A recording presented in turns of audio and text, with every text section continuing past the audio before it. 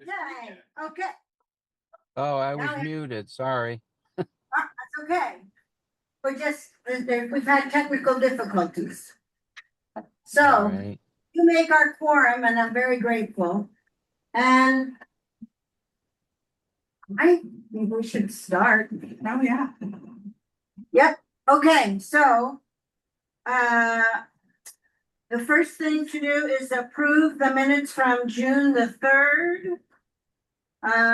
Let's see, so Gary's here, Ingrid's here, Susie's here. Carl wasn't at that meeting, so we do not have a quorum for minute approval. I edited the minutes to reflect James. It wasn't Yes. substantive enough to send out to everybody. Right, that's fine. Sorry, but yeah, I didn't think you did. So, I am A-okay with them, but, we need somebody else that was at that meeting to approve this from the committee. So if Tim shows up. Really, Tim. Okay. The next thing to do is, we need to choose a chairperson and a note taker. Now, we just have 4 of us here. Anybody want to be the chair? Ha. Anybody? No, really quiet out there. And anybody other than Ingrid want to be the note taker? Please. I'd be happy. So would someone nominate the 4 schmucks that are doing this work now? Carl, Do we need a note taker given yes. this? You need a secretary, even if you can use AI to generate the draft, but Alright, humans need to. I want a human note taker. You're limiting the number of people that will volunteer. Oh, so, well, then, okay. Ingrid will do it at least one more year. So would you nominate somebody? I'll nominate Susie. Can I do that? Yeah, you To can. get And I'll nominate Ingrid. And everybody that thinks that Ingrid should be the note taker and Susie should be the chair should put up their hands. Nobody. Okay. Did you want to be, and how about you, Carl? I'm abstaining. Well, then you better volunteer for one of these jobs. No, I won't. Oh, you can be such a pain. I know. Okay. All right, with one abstention. I put my hand up. Yeah, I saw your hand. So, but we only Oh, got Abstaining. Gary and Susie, and then it's Gary and Ingrid. Yeah, So is that enough? yep, So we're gonna approve that? yep. Okay. Ingrid and Susie, or Susie and Ingrid are together? I don't know. Susie and Ingrid. July is a bad time of year to get a new chairperson, you know, because nobody's here. Yeah, that's true. So Colby, then there's a few things I just want to run through, and then we have to wait until 5 for Sebago. Colby has offered to. Is this an announcement? Yes. Colby has offered to partner with us in great grant writing and administration, as well as getting an extension for this contract with Sebago if we need to. So they'll help us a good bit with all of our grant writing needs, which is very, very nice of them. You're gonna help with the grant extension, aren't you? Yes, Nicole says she knows just the language. So if we need one, I will go to her, we will write it. Brandon has suggested that our next project, and we may want to shelve this project once we have a design. Our next project could be Drift In and Marshall Point Roads together. You want to speak about that? I mean, I just think that they were both hit pretty severely in 2024. Similar to cold storage and factory road. Geographically, it should be easy to do with one another. And I think in order for this committee and the select board and the public to really make as informed decisions as they can, we just need a bit more of the complete picture. You know, what makes sense for Factory Road in a vacuum may not make as much sense once we zoom out and start looking at. Once we have 4 or 6 roads Exactly. with design plans. Right, then all of a sudden, Then we're The price- looking for money. right. So And we know that's what really order where- to do them in. Yeah. Yeah. Okay, so does that make sense to everybody on this committee that that's where we would go next? Yeah, Yeah. yeah, Drift In and Marshall Point. And Drifting probably would have been higher on the priority list. It but absolutely would have. It was set for some work, and then the grant that was funding it was cut by the current administration, and so we lost the funding to do that work. So it probably would have been done in this first round anyway. Okay, And I do think that at the select board's next meeting on August 10th, regardless of how ready, whether you make a decision about cold storage and factory tonight, that you're ready to recommend about that, that we should look at the whole list and the select board should be, hearing your recommendation about the 2 that are next and looking at the whole list, because it's been a long time since we've.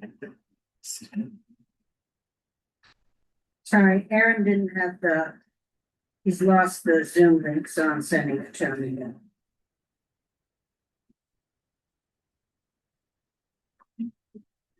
Okay. So that's where we'll go next. Once we get, with this grant will either be done November 1st or we'll have an extension for 90 days or something, but by midwinter, we're done. And by midwinter, I bet the climate action plan will be pretty much wrapped up as well. Okay, so Carl, did you have, I've talked already with Ingrid and with Jane about the public meeting that we had on June 25th. Did you have anything that you wanted to say about that meeting? I think it was abysmal on Sebago's part and on Bina's part.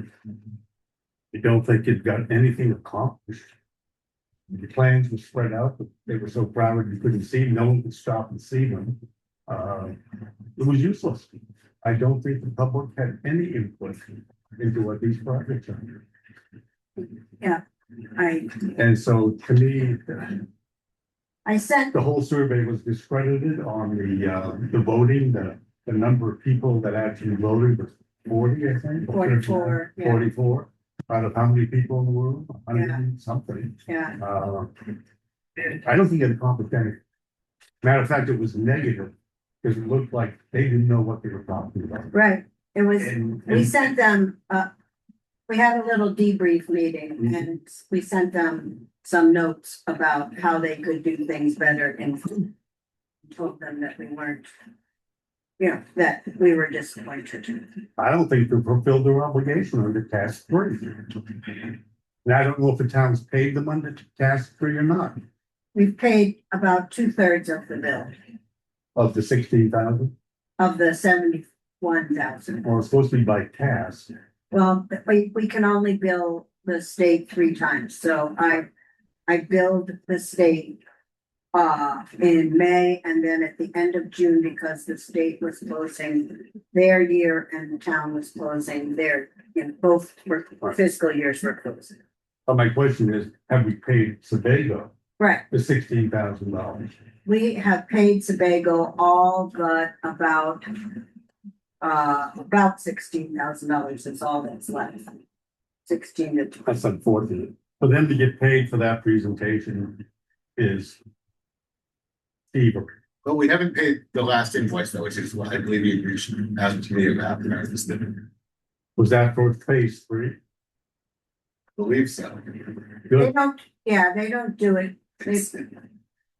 We have an invoice from them that's set to go on the next warrant, and I can hold on that. But I would think the town has to make a decision. Was that presentation worth $16,000? Well, I mean, and I think your minutes should probably reflect whether you want to include, you know, the information that you forwarded to Sebago, because, you know, those about you and Ingrid and I and Sarah met to talk about that. And essentially my feelings were the same as Carl's, that they, you know, first of all, I didn't think they should have started with Factory Road. Right, there were a Literally number, less important. I didn't feel like everyone should have had a handout in their lap Right. they could be looking at. Did you include all that in your I letter? did, yes. Then that So, would be good. I think actually the committee should see the letter that went in. I can, and it could be an attachment to your Yeah, minutes, and then I have to find it. it's an email though. I have it. Okay, I some of forward mine I didn't see disappear. Yeah. Oh, okay, Yeah, so I think that if you would include that as an attachment, then any concerned citizen in town that looks at your minutes could see what the okay, concerns were, which were essentially things that Carl said, but I felt like that the science case for what, you know, what we should, why do we need to do something was not made well. And then there was really no presentation of the options, other than if you could beat your way through the crowd to the table and you somehow had the capacity to process what was on those things, which is not true for most of us. So it was very frustrating. I do think there was some value to the community members who are just grappling with the fact that, you know, there is going to be sea level rise and more storms. And we are going to have to figure out what we're going to do about it. And people's concerns and frustrations were aired about that. But I agree that we made no progress. it didn't sell any of the plans. Right. I didn't feel that it was as bad as some people felt. Right, so Sarah also felt that the science part was extremely. We needed a Which- scientist up there to, Sarah and I were straight sideways about that. yeah, Their inability to articulate clearly definitions that are basic, was really, and I also agreed with that. In our meeting that we had, and that's in part because I was gonna talk with Susie because I was so upset about what went on in that meeting. So I contacted Susie to say I have to. but other people had been. And so there's a small group of us that were so, you know. We were just like committed to- friends gathering. It wasn't like a real meeting. No, there was not, you didn't violate any rules because there were not 3 resilience But committee. but the voting people that members. felt like they needed to vent, got to vent. So. And I made a lot of notes. Jane, could you send that email? I will do that. Yeah, send it to, I'll send it to everybody on the committee. Everybody? yeah, that would be great. Sorry, And the fact they shouldn't be paid, actually, I was an opinion that I also had. At that, I'm not sure about how that all can work or cannot work in the town government and, you know, contractually with everybody. But they, in my opinion, did not perform at a level that warranted being paid. well, I don't know that I would hesitate to go down that. I don't, and I don't agree. You know, I think that's I think we somewhat just don't beyond hire the them committee's, again. a little bit beyond the committee's That's what I said. role, but I think the things you've expressed about that are definitely significant concerns. And, you know, the select board and Brandon will talk about what might need to happen. And I about would that. understand if it's not, you know, within how all things can really Right. happen, if it doesn't happen. Well, I'm not sure that, I mean, I think it'd be worth this committee discussing whether or not that they think that they could get on the same page with Sebago. Should we work with them again on future roads versus starting over and potentially running into a different set of engineers that have a hard time conveying information to the general public at a level that can be digested. You know, so We'll see. Yeah. Well, that's why Bina was hired. We know the engineers couldn't do that. Right. But that was supposedly Bina's job. never have known that, Carl. I didn't know that before I got to the meeting. Oh, because. I you did weren't- not know that during the meeting. She's standing over by the door like a, you know, Yep. a peripheral person. I had, no one ever said she was like the moderator, the facilitator or anything, and she did not behave like one. Right. So if that was her role, she definitely failed in No, her. it's not exactly her role. Their FP Environmental is supposed to be doing more of the public engagement and Right. information Mhm. piece. Right, I but don't think it was necessarily clear which one of them was. Moderating the meeting. well, but they should have figured that out beforehand and had a conversation with Susie, like who's doing what at this. And, you know, I agree with you, Brandon, that, you know, and I don't know, you know, how much time you want to spend on this right now, but I think, you know, my conclusion after that meeting was, this is not what it's gonna look like when it comes before the select board, you know? I feel like we will have people that I think are better science communicators and show the tool that Leticia and Aaron did as a video, a visual. So we'll help the community, I hope, understand the need for attention to the roads. But then you do need an engineering type to explain the options on the table. And that I really would have thought they could do. And instead it just turned into the Wild West of people complaining about, what about so-and-so's driveway? Or, you know, when I was 6 years old, blah, blah, you I know. think you're gonna get that even in a perfectly facilitated. Yes, some of that, that's right. I agree with that. So you're saying before it goes to the select board for this grant, that you. I'm So- trying to figure out, I know that you want the science to be better articulated, Right. so what does that look like at this point? Well, so by law, it's the select board that has a responsibility of choosing what we're gonna do. So the role of this committee has been to delve into all these things and bring us an option or two options. And then because we don't have the time that you all have spent getting to where, you know, so you'll bring us an option. Here's what we recommend for Cold Storage Road. And because we're the decision makers, I'm thinking we're gonna have the public again. When that is on the agenda, it would be the only, a one issue meeting. What are we doing about Cold Storage Road and Factory Road? And because the meeting on June 25th was so poorly done, and we all learned from that, we can do what should have happened then Will happen at the. can select board. happen in the front of the select board. Okay, And then the other thing that became clear to me then was that the cost projections really hadn't factored into this. And I know, Ingrid, you were beside yourself that they had again, zero, the cost of not doing anything right now costing zero, which is, Although in their written task 3, they talk about that it's gonna cost money. right. But You I know, think the In the fact that written there was, thing. but for the presentation. yeah, there Right. was a slide that had a zero. Right.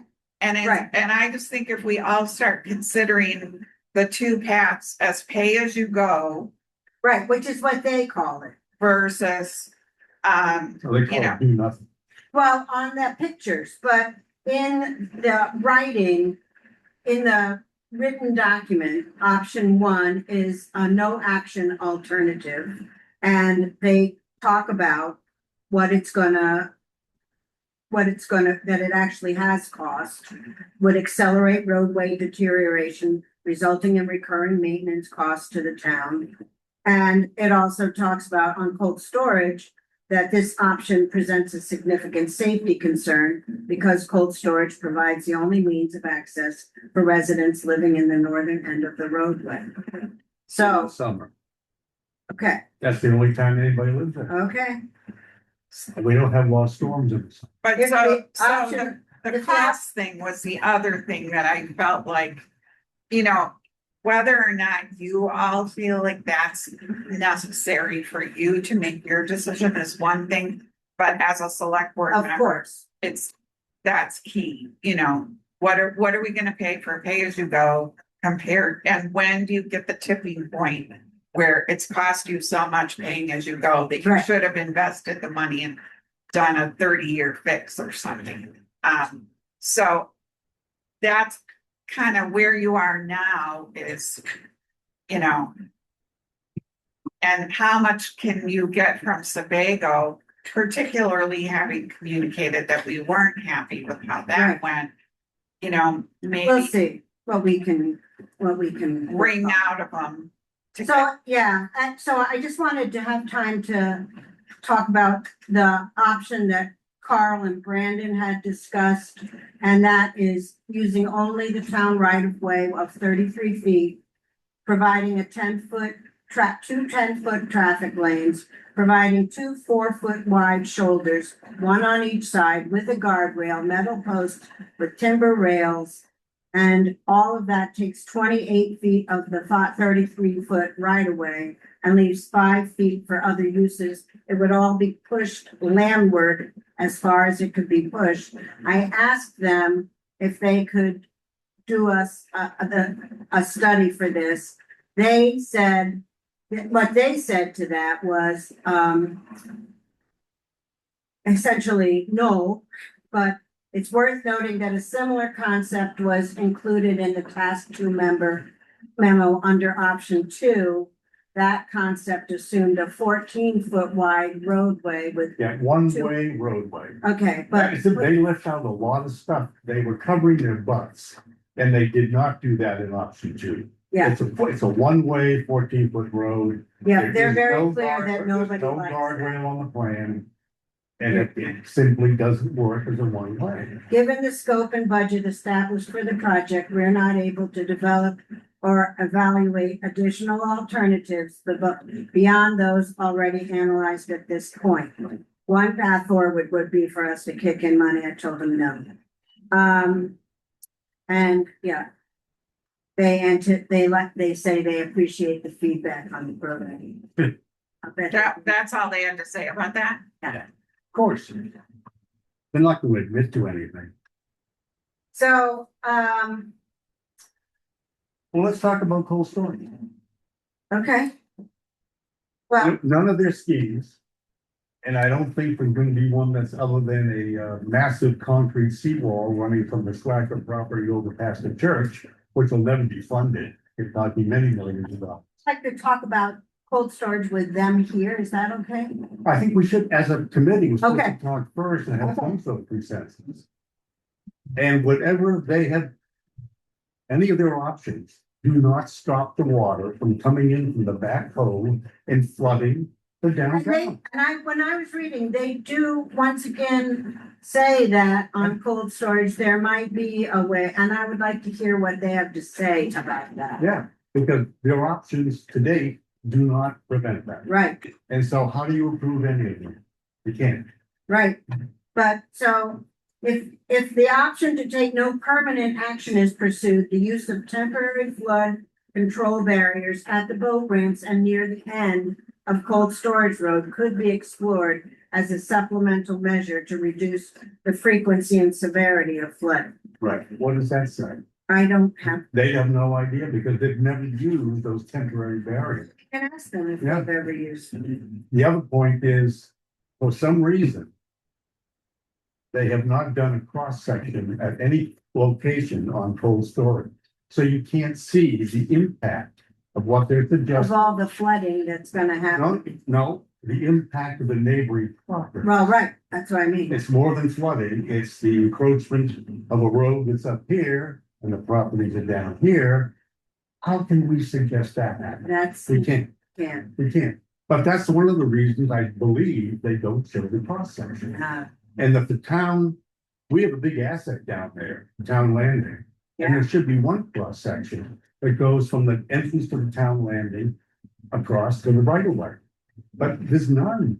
You don't get a feel for it. Okay, It's appalling what they have not done and what they have done. And they're talking about, they give us cost estimates on cold storage.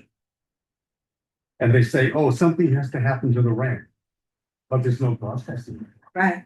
I mean, I don't see there's any way any rational person can approve any one of those plans to be submitted into phase 3, the 30% solution, because they don't work. I wonder, I mean, do we want to fire them before we complete the contract? Then are we in legal land? There's a provision for that in the contract. I mean, if we end up using the option that you and Carl had talked about, and we don't use any of the options for cold storage, so we don't need anything developed into a 30% design plan. Problem is that it's not that they're not making good on what's outlined in the contract. Right, They are, we're not, we're just not liking their answers, right, and the because there meeting, is no good answer. the meeting specifically is a bit more stylistic preference rather than outcomes. They did the things that are outlined in the contract for the presentation. They did it poorly, so it wasn't received well, but Right, but I mean, if we didn't use the end of the contract, could we? Maybe I'd ask them. Well, I mean, you can always You can always. stop paying end your relationship with somebody. I'm sure. I don't want to never be able to use Sebago again, because the first time around worked out fine. If you fire them, they probably won't. Well, you may feel like it worked out fine, but I remember talking to Richard Bates, who was very frustrated Yeah, there were certainly frustrations with the there aspects too. of their earlier contract. So, I mean, I think that the question is, what more would we want from them, and can we get it? Well, the reality of it is, and it took me a long time to figure it out, all they're doing Thank is you. prepping us to be able to apply for a grant from the state. The state has made all the parameters. 450. They have decided what the sea level rise is going to be. This was. They have decided what the, But you're gonna want to see Sebago, so yeah. Well, I can clear my James, that's just not all my stuff. the state has decided what the storm surge should be Right, from 2025 through 2100. right. But they don't change the storm surge. Yet the sea level is rising. So there's Yeah. something that I don't understand about the concept the state has put forward. They just seem to be numbers crunching and coming up with a 13.6 rise for the 2070 period along the coast. Right. And so what are we buying? Can we just before they come on, can we, then did you send this proposed process and timing to everybody on the Yes. resilience Yes. committees? Yeah. So everybody is. I mean, that's also was attached to the minutes of the select board meeting. For Which those, I'm sure everybody read in its entirety. But I didn't get anything. I didn't get anything like that either. well, But I read the. were those the minutes that we were just posted yesterday? Have it in my head, kind of what it was. Oh, it might have been, because that was from mid-July, so it could have been. Yeah, But right. I can just run through. But I can do it, yes. Can I run through it? So the Resilience Committee has requested additional options, but they said that they won't develop them. August I can 4th, make copies of it right now. And Brandon, then people can have. That it would too. be really good, okay, especially. August 4th, today, the Resilience Committee will review the updated options and vote maybe on which recommendations it would bring to the select board. And then in September, well, we're gonna talk about roads a little bit on August 10th, this regular select board meeting, and then there'll be a special select board meeting where the only agenda item will be options for the roads. Sarah will provide science and storm surge projections, and then the GIS map that Aaron and Keisha and Sarah have been working Data presented to the select board will include an estimation of the frequency and cost of damage expected to these roads, 20, 30, 40, and 50. Like, what will it cost fixing as you go? We spent $58,000 on Cold Storage Road in 2024 and $76,000 on Factory Road, including a new culvert build out in 2024. The public will be welcome to attend and observe the process and provide comment. And then the select board will decide going forward, which are the best options for each road and whether to shelve these roads and work on other things first. You know what the money was spent on both storage, what was done? I have copies of the invoices, but I don't have them with. Brandon will know. Yeah. Is this all by August 10th? By next week, I gotta come up with. No, that's for the special meeting. No, that isn't scheduled. I mean, that's for after you guys have decided what you. Oh, you have a gala to put on. We're not- Yeah, I know, I'm barely standing upright right now. Thank you very much. You're welcome. I've got that. Great. So Brandon, Carl just asked what the 58,000 after the 2024 storms Oh, was spent on cold storage. I have none. I don't believe that was just cold storage. 50, what I got from Tara was 58 on cold storage and the Port 5 landing and 76 on Factory Road, including a new culvert build back. Port 5 landing wasn't damaged. It was, There was. Where? because CPM did, repairs to storm damage. It was included as a, change order. It was down by the J pier. That wall got damaged as well as the railings and all that. I got Brian Yeah, show you the I thought we photos. just did that change order because there was a gap in the original plans. No, there was storm damage, by the J pier. Did that go to FEMA also? Yes, Has anyone put a change in the elevation of that one ramp, regardless of damage at all, have to happen with increasing sea level? Even right now, it's really, so the ramp that's right next to the ramp that, not the new ramp over, but Next to the coffee shop. yeah, it's already overly steepened. And I would think that short term or long term, that needs to be less steep with sea level rise. It's just that steepness is gonna get worse with higher sea level. Makes so sense. you all are the only pocket in town doing resilience planning, so there's a harbor management plan is going to be starting soon. They've got their first meeting about it on Thursday. So I think that is an appropriate place to address that, although I think that they will be leaning on your committee for a lot of the data and recommendations about how much things would need to come up. So the ramp by the coffee shop, is that what? No. Yeah, I mean, you're already looking at kind of like this. It's not and the commercial ramp. It's not the commercial ramp. It's not the brand new one. That's in much better shape. It's old as it should be. Yeah, the old one. But it's the one people are really attached to and a lot of people use. So, but I don't have to use the numbers for that. I'm sure the harbor master has. Sure, some yeah. I'm estimate. just trying to think of other things. Do we need to let anybody in? I mean, if Sebago's dinging. No, I believe that you hear the ding once they come in. Oh, okay. Yeah, Aaron's in here. Yep, I just joined. Hey guys. Great. Karen, I have money for you too.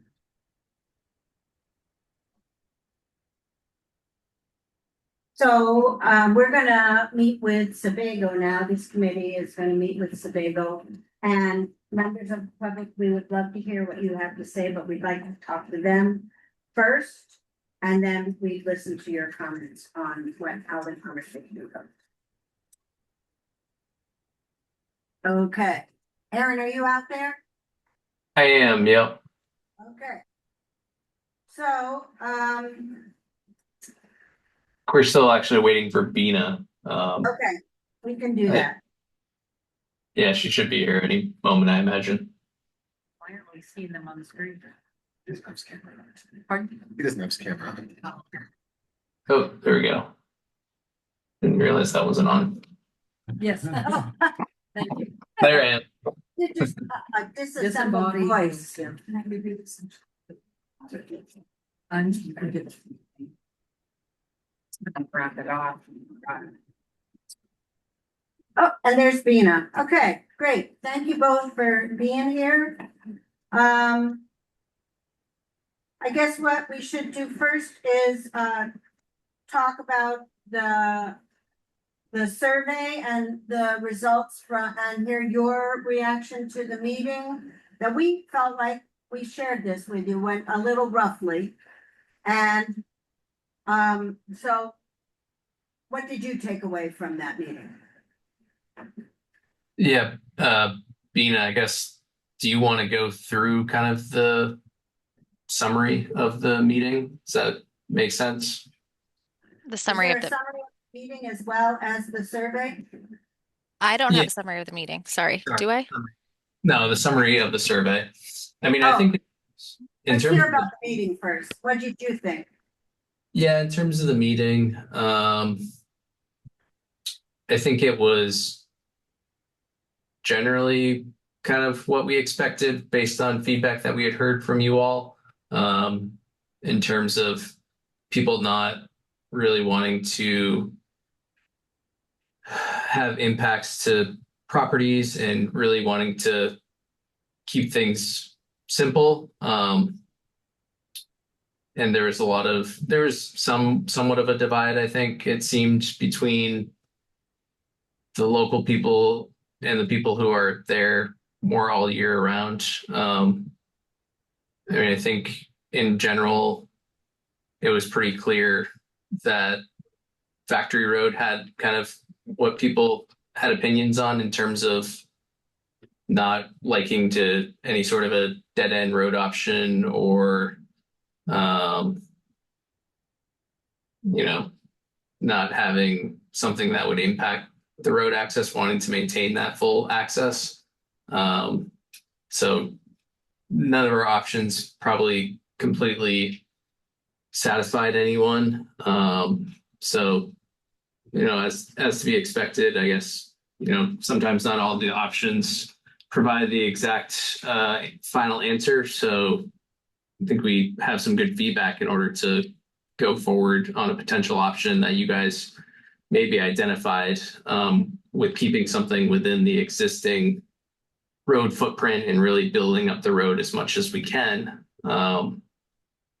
trying to accomplish something to that extent. In terms of cold storage road, I mean, we all kind of knew that was a tough area with not a whole lot of options other than being able to raise the road and having some impacts on surrounding properties where they would need to look at raising their structures themselves in order to be able to raise the road.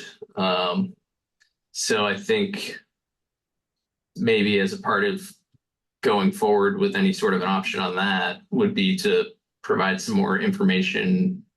Something that could have been provided would have been more information about different programs that are available for people to obtain funding, or how people might be able to accommodate being able to raise their structure in the future, if these improvements were to go forward.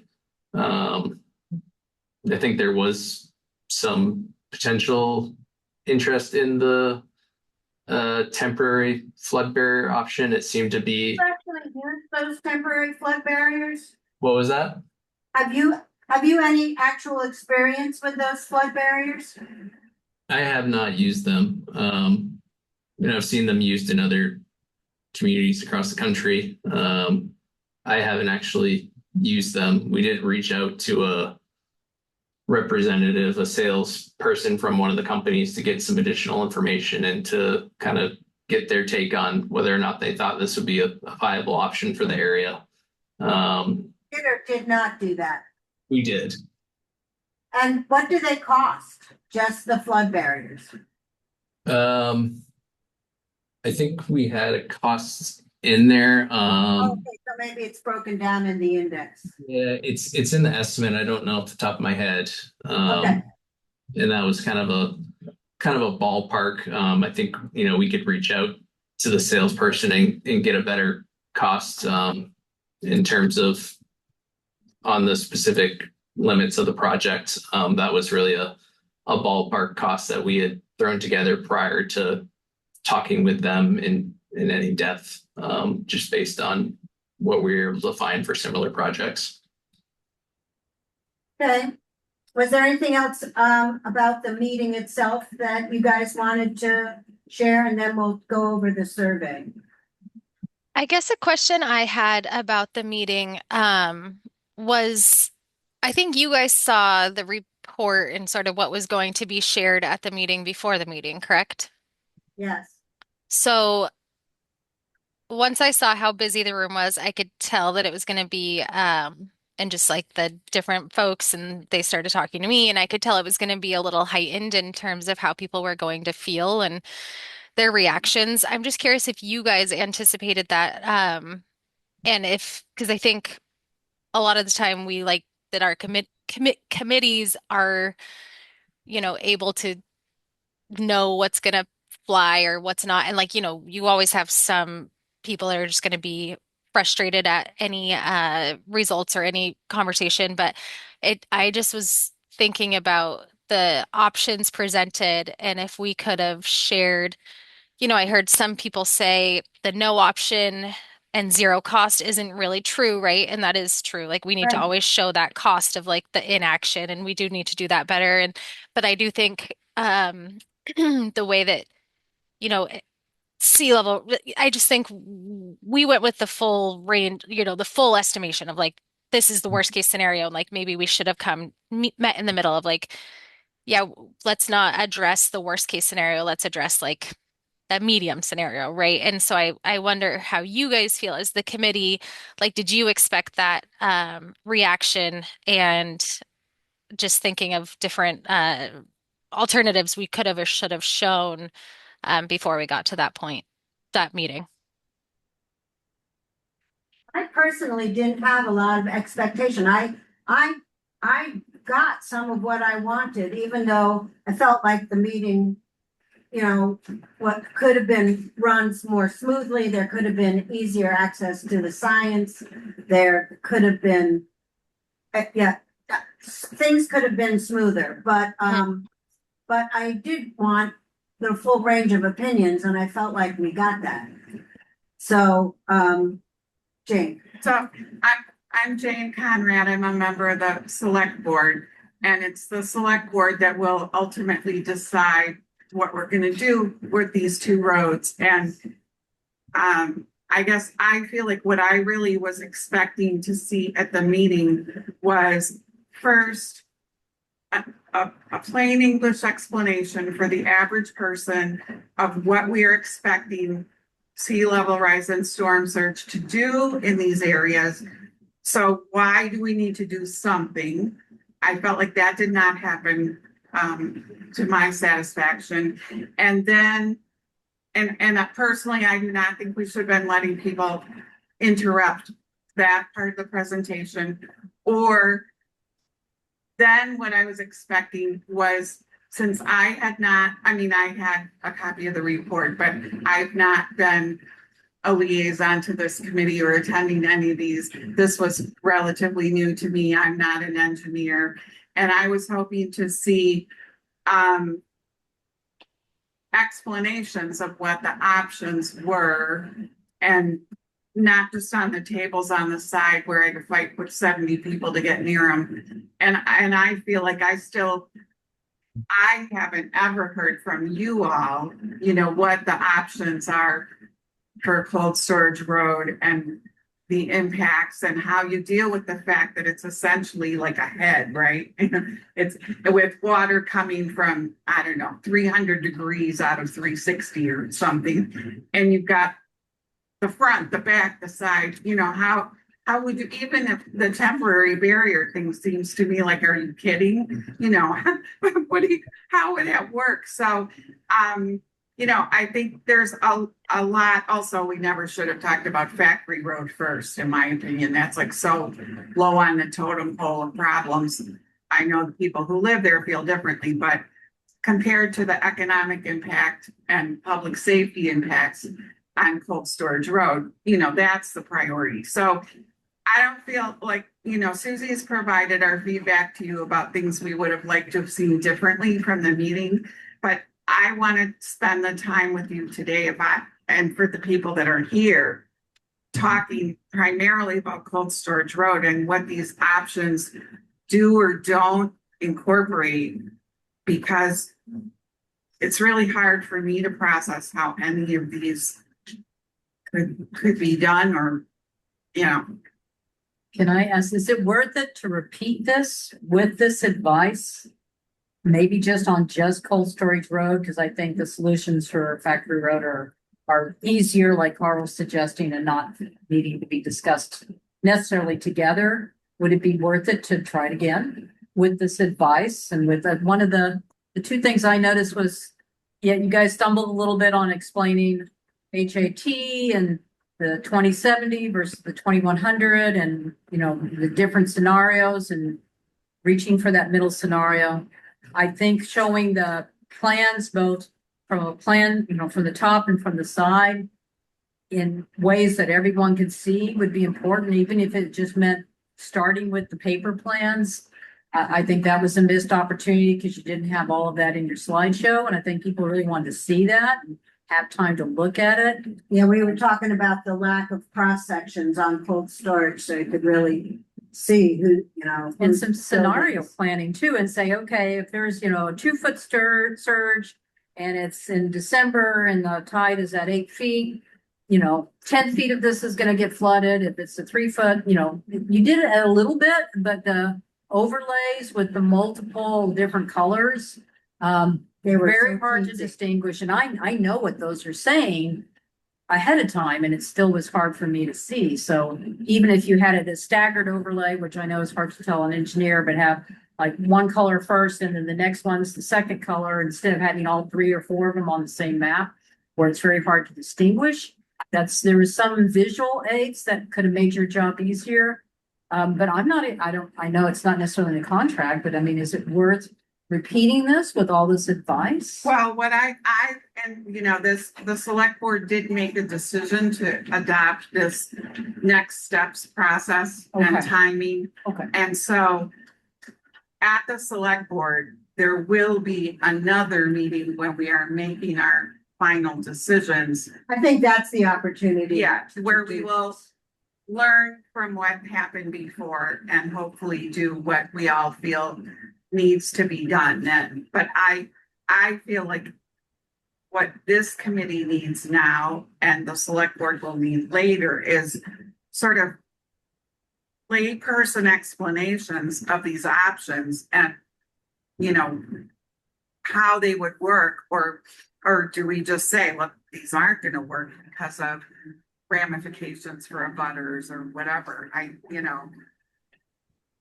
And Carl certainly understands the engineering of these concepts better than most of the rest of us. Maybe his questions for you about, what you've taken into account would be helpful right now. Well, one of the things I think that was really lacking for me on cold storage was a minimum of 2 cross sections. One across from where the general store was, and one including the access to the town landing and going across the street. Then you can see what raising the road to 14.61, I think it is, or 16.4 really does. And not seeing something that raised the road less than that. I mean, I don't think anybody in the public And after the select board approves it, the public has to vote on it. And I don't think they're gonna vote to inundate the houses along those roads.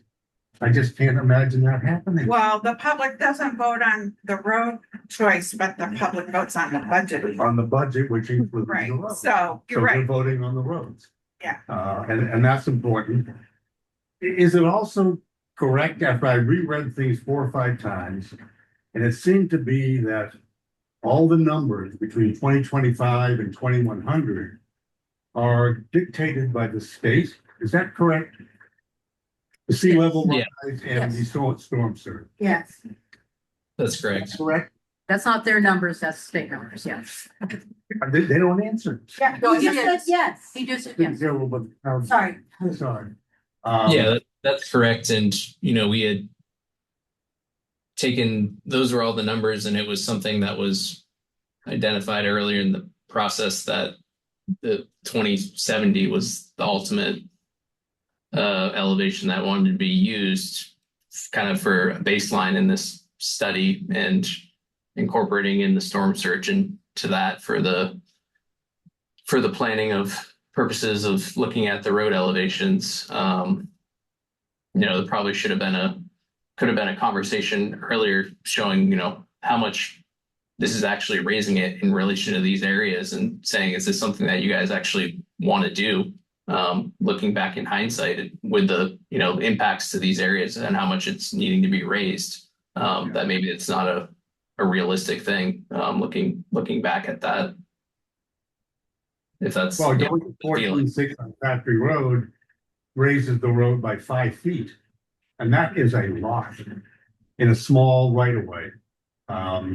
It just doesn't seem practical or feasible to do with regardless of the cost.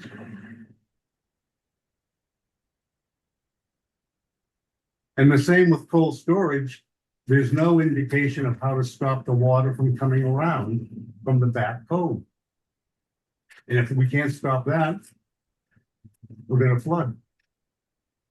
Yeah, kind of in basic terms for the cold storage, all the plans involved raising the road.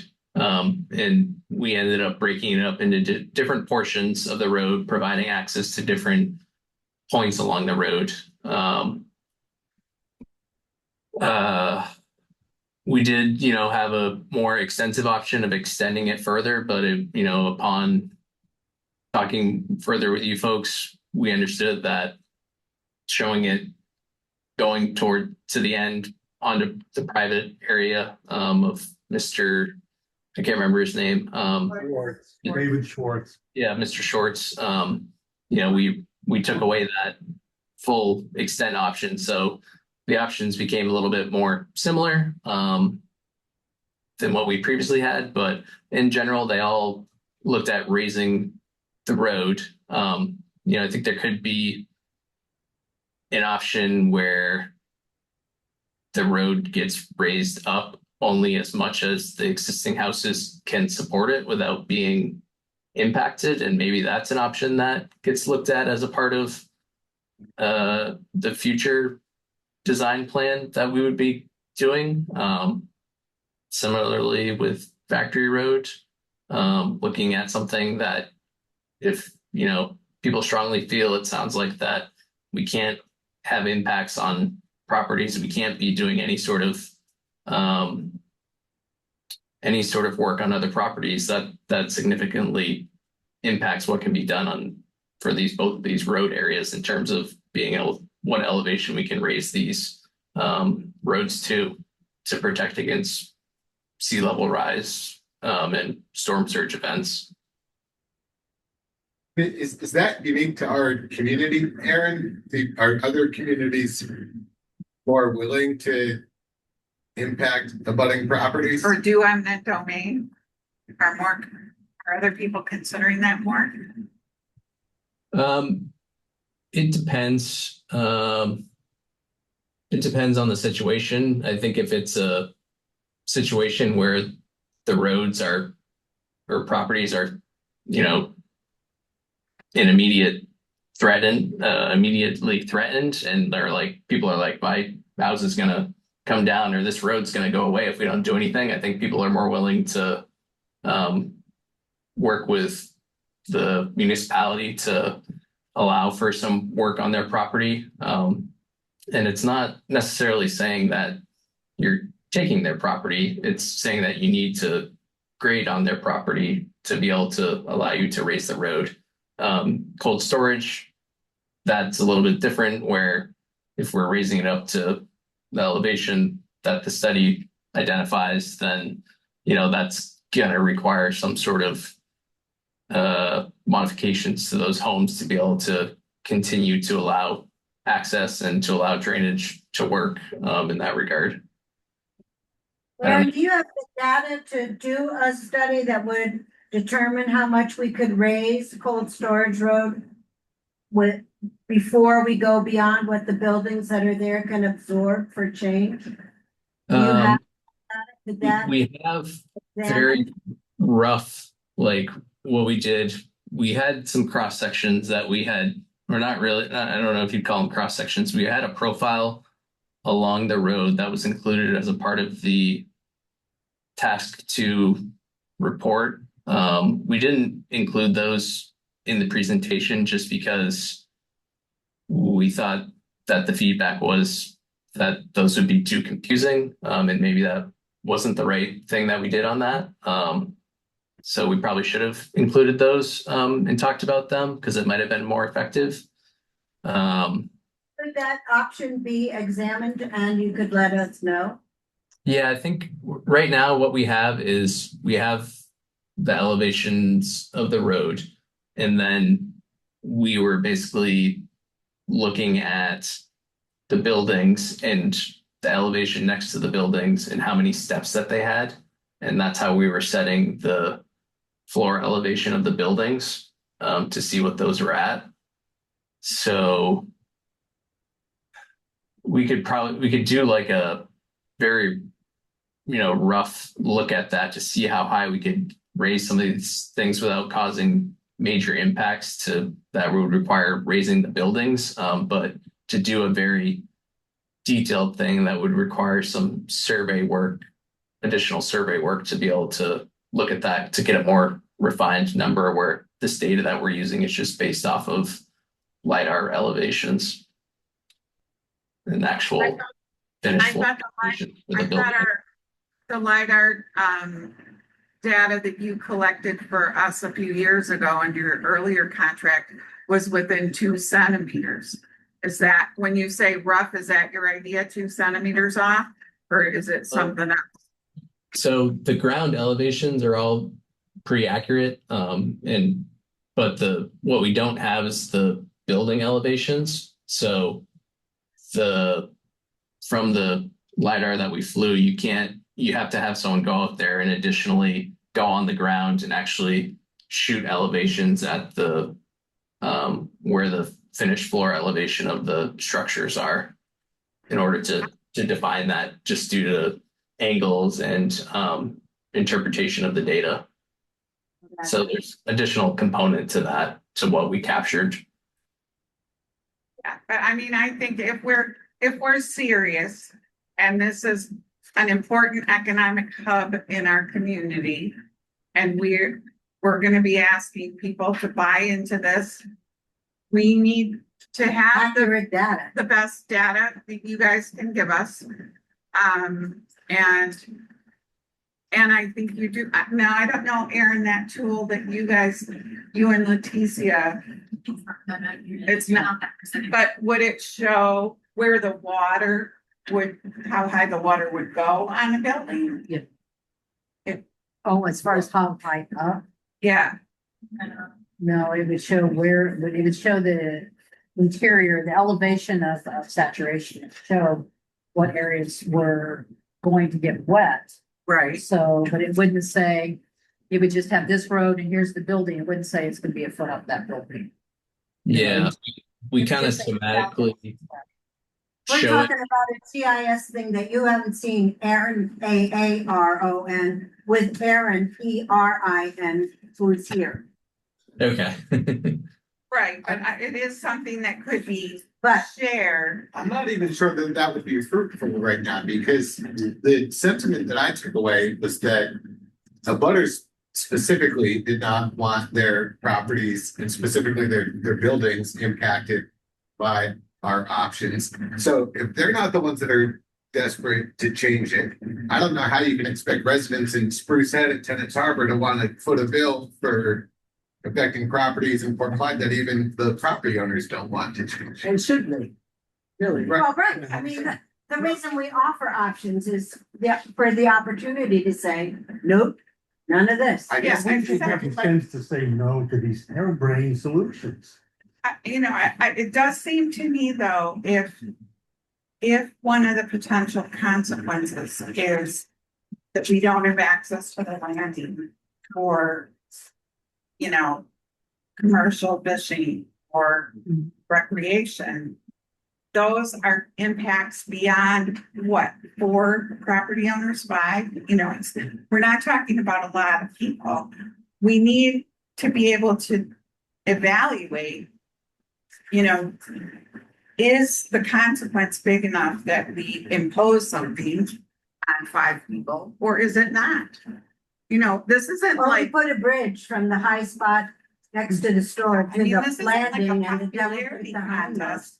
This is a judgment about what's in the community's best interest, the whole community, not just the neighbors. I mean, not that I'm saying the neighbors don't matter, they Right.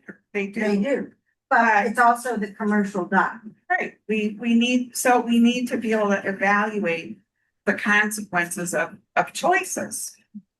Yeah, just to pause there for a second. I think that's a really good question that's important to go back to is the consequence big enough that something needs to be done, right? And so I do think it does need to go beyond that immediate scope of like, okay, who all is impacted? Where is that? And yes, obviously there are landowners that are impacted, but beyond that, what does that look like and how can we quantify that?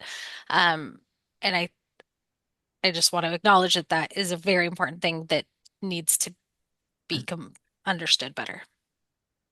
Yeah, we need to also understand better the not doing anything option, because in 2024, we spent some serious dollars on just fixing where things back to the way they were. So we're Yeah. gonna attempt to cost that out, and if you have data that would be useful to us in doing that, with that, that you have some prediction of frequency of storms, like the 2024 storms, then we can take the dollars we spent and, and know how often we're gonna have to spend that much. And if you all are not in a position to project that, we do have other resources, Sarah and people from Colby, who've said, they can help us estimate the frequency of storms and severity of storms, like in 2030, 2040, 2050, because we do need to be figuring out what is the pay-as-you-go option gonna cost us versus making a bigger investment that protects us for 20 or 30 years. And where's the tipping point where you would have been stupid not to have invested in a bigger bill once than 5 pay-as-you-go bills. But I guess I'm not sure that I understood when we were talking about the houses and how wet they might get, whether you all have data about those houses and the state projections of storm surge and sea level rise that would tell us, like, let's say in 2040, how much damage can we expect to the landing and the abutters of Cold Storage Road? Yeah, so what we have on that for data is we have the elevations of the land all surrounding the buildings. We don't have specific elevations of the buildings just because there's you'd have to go out there and actually do on the ground survey and go up to the houses and shoot those specific elevations to determine what level the house is at, where someone would have the first floor of that. There's a whole bunch of different scenarios on how a building would be impacted. I don't recall what the structures all entail for if they have basements, different stuff like that that would be impacted as a part of any storm events.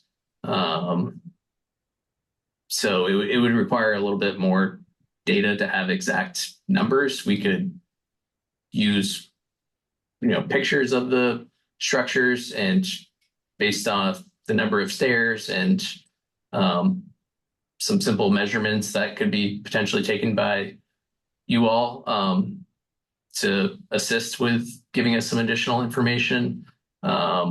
We could get a better idea of the elevation of those structures relative to the road. We have done that just from a desktop review of the properties and looking at pictures to give a rough elevation and to show what the water elevation looks like for the different storm events relative to the road and to the structures. And we've tried to show that. It sounds like it's not easily understandable the way that we showed that. Right. So. Right. And I feel like, we can, yes, at that meeting, there were abutters who were acting like, they're not interested, but if they don't appreciate the reality that's projected for 10 years, 30 years, how, they're they're saying that off the cuff. So I feel like it's our job, as decision makers, but also to get the community to buy into this, to make it so people understand what we're up against. Aaron, is it true that if we don't go to the 14.61 elevation, that there'll be no state funding?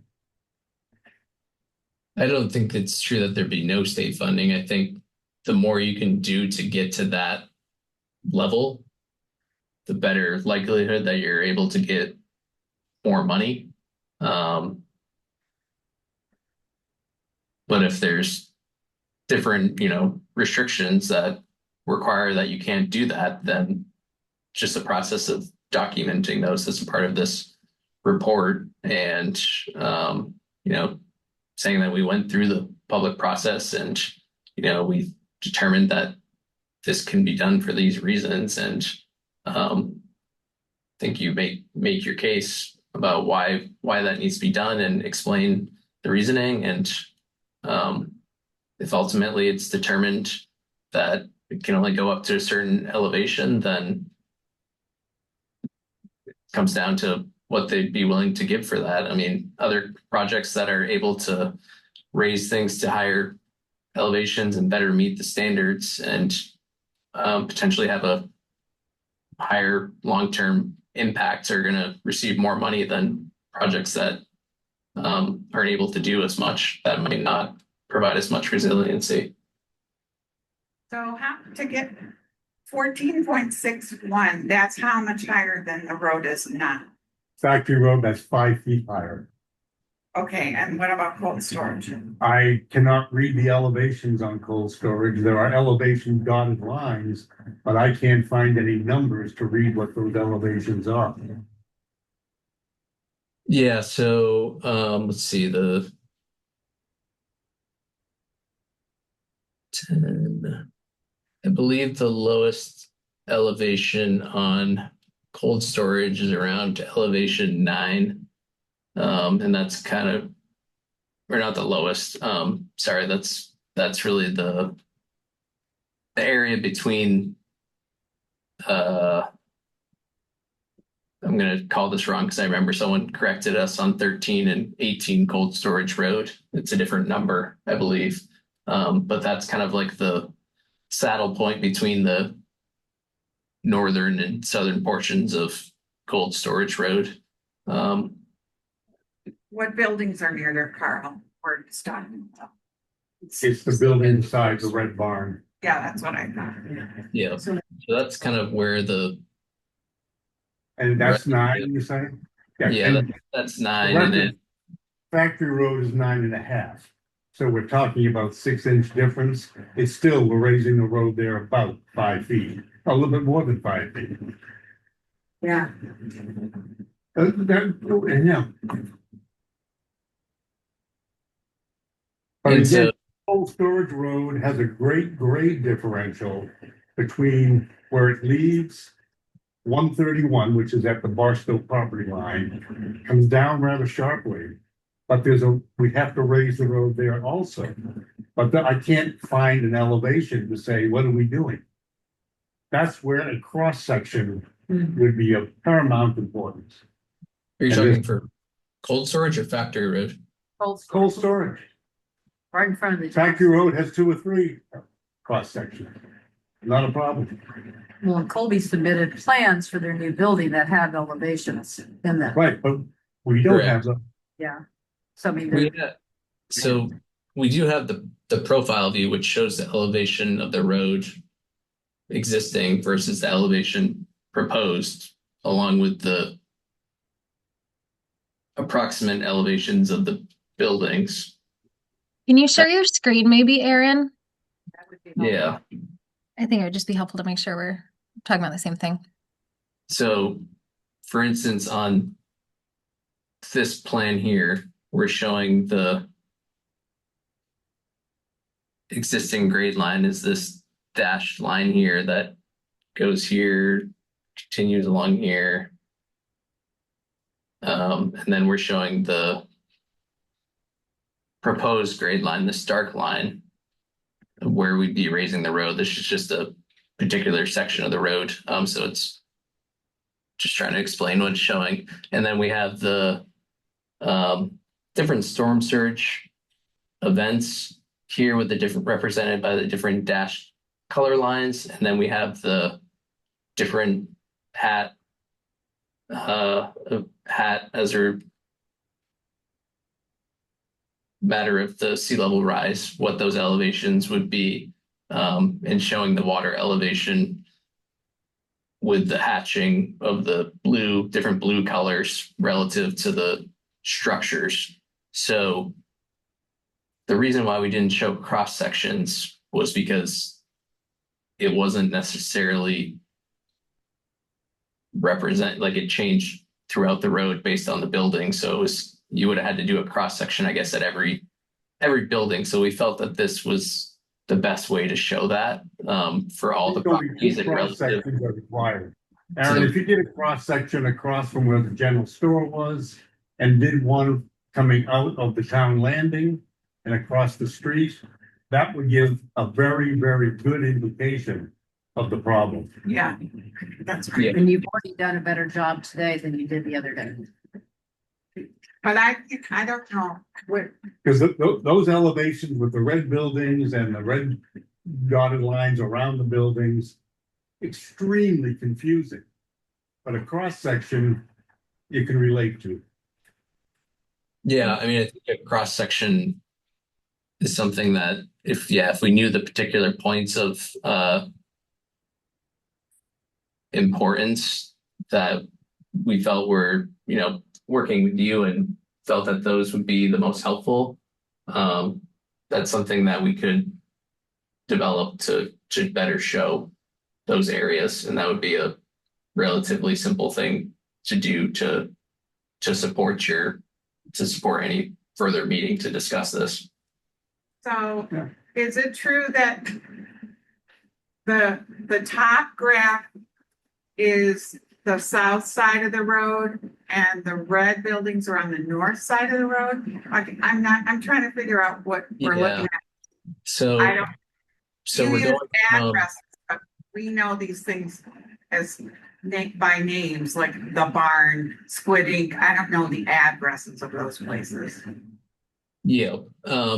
So we basically looked at the road starting from up at the intersection with Factory Road. That's what we're calling Station 0. So we're created on the sheet that I previously showed you. We showed a view of the elevations of the existing road versus what we're doing for the proposed road, how we're going to raise that in different areas. And then we showed the water elevations for the different storm events and the sea level rise scenarios relative to the existing and proposed road grades. And then also, as we go along the road, we tried to show where the different buildings fell along the sections of the road based on the stationing. So however many, when I say stationing, I'm saying we're calling Station 0 at the intersection of Factory Road and Portclyde Road, and then continues along the road and goes to Station 6, around Station 6 at the end of the private way. Didn't we decide at the public meeting that, is that accurate where it says end of the public road? That is the correct location for that. Okay. I think that's correct at this Well, point. and there you've got HAT at what, 8.91 for 2070? Yep.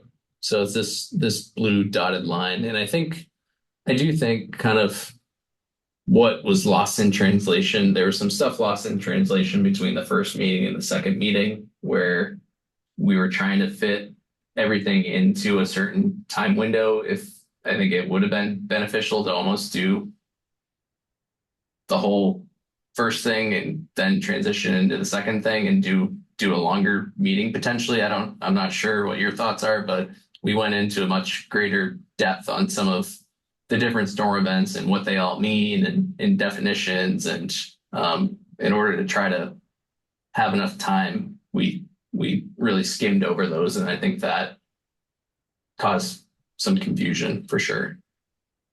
So where Carl's saying he would like cross sections, or where you have those double white lines where it says, oh, no, zoom back out so we can see again. Zoom in. I can't Zoom in. see what I used to be able to read where it said existing culvert To to be reconstructed. That the dash, that's one place, right, where you would like a cross section. No. No? That's a brand new culvert that was put in. No, but I'm But just a saying that's where cross-section. you wish they would provide us with a cross section that More into the entrance to the so farther west than that. farther north. What about like right here? Where at the section of all these buildings where kind of this relative high point is between the north and the south. No. Private property. Yeah, That. go south. We're not South, part south. of that. South, and just a little bit to the left of those two white lines. Keeps coming down, Yeah. down. We don't care about them. They don't care about us. So can you turn your line? You're saying the other way, right, Carl? But you mean just like across the entrance into the parking lot? Is that what The you? entrance into the town parking lot, Yes. that's the town landing. Do like a hypotenuse from where you are. Okay, come down. Like that. Well, no, perpendicular to that, right? Turn it Keep again, going. 90 degrees. No, No, I think he's in a total wrong place.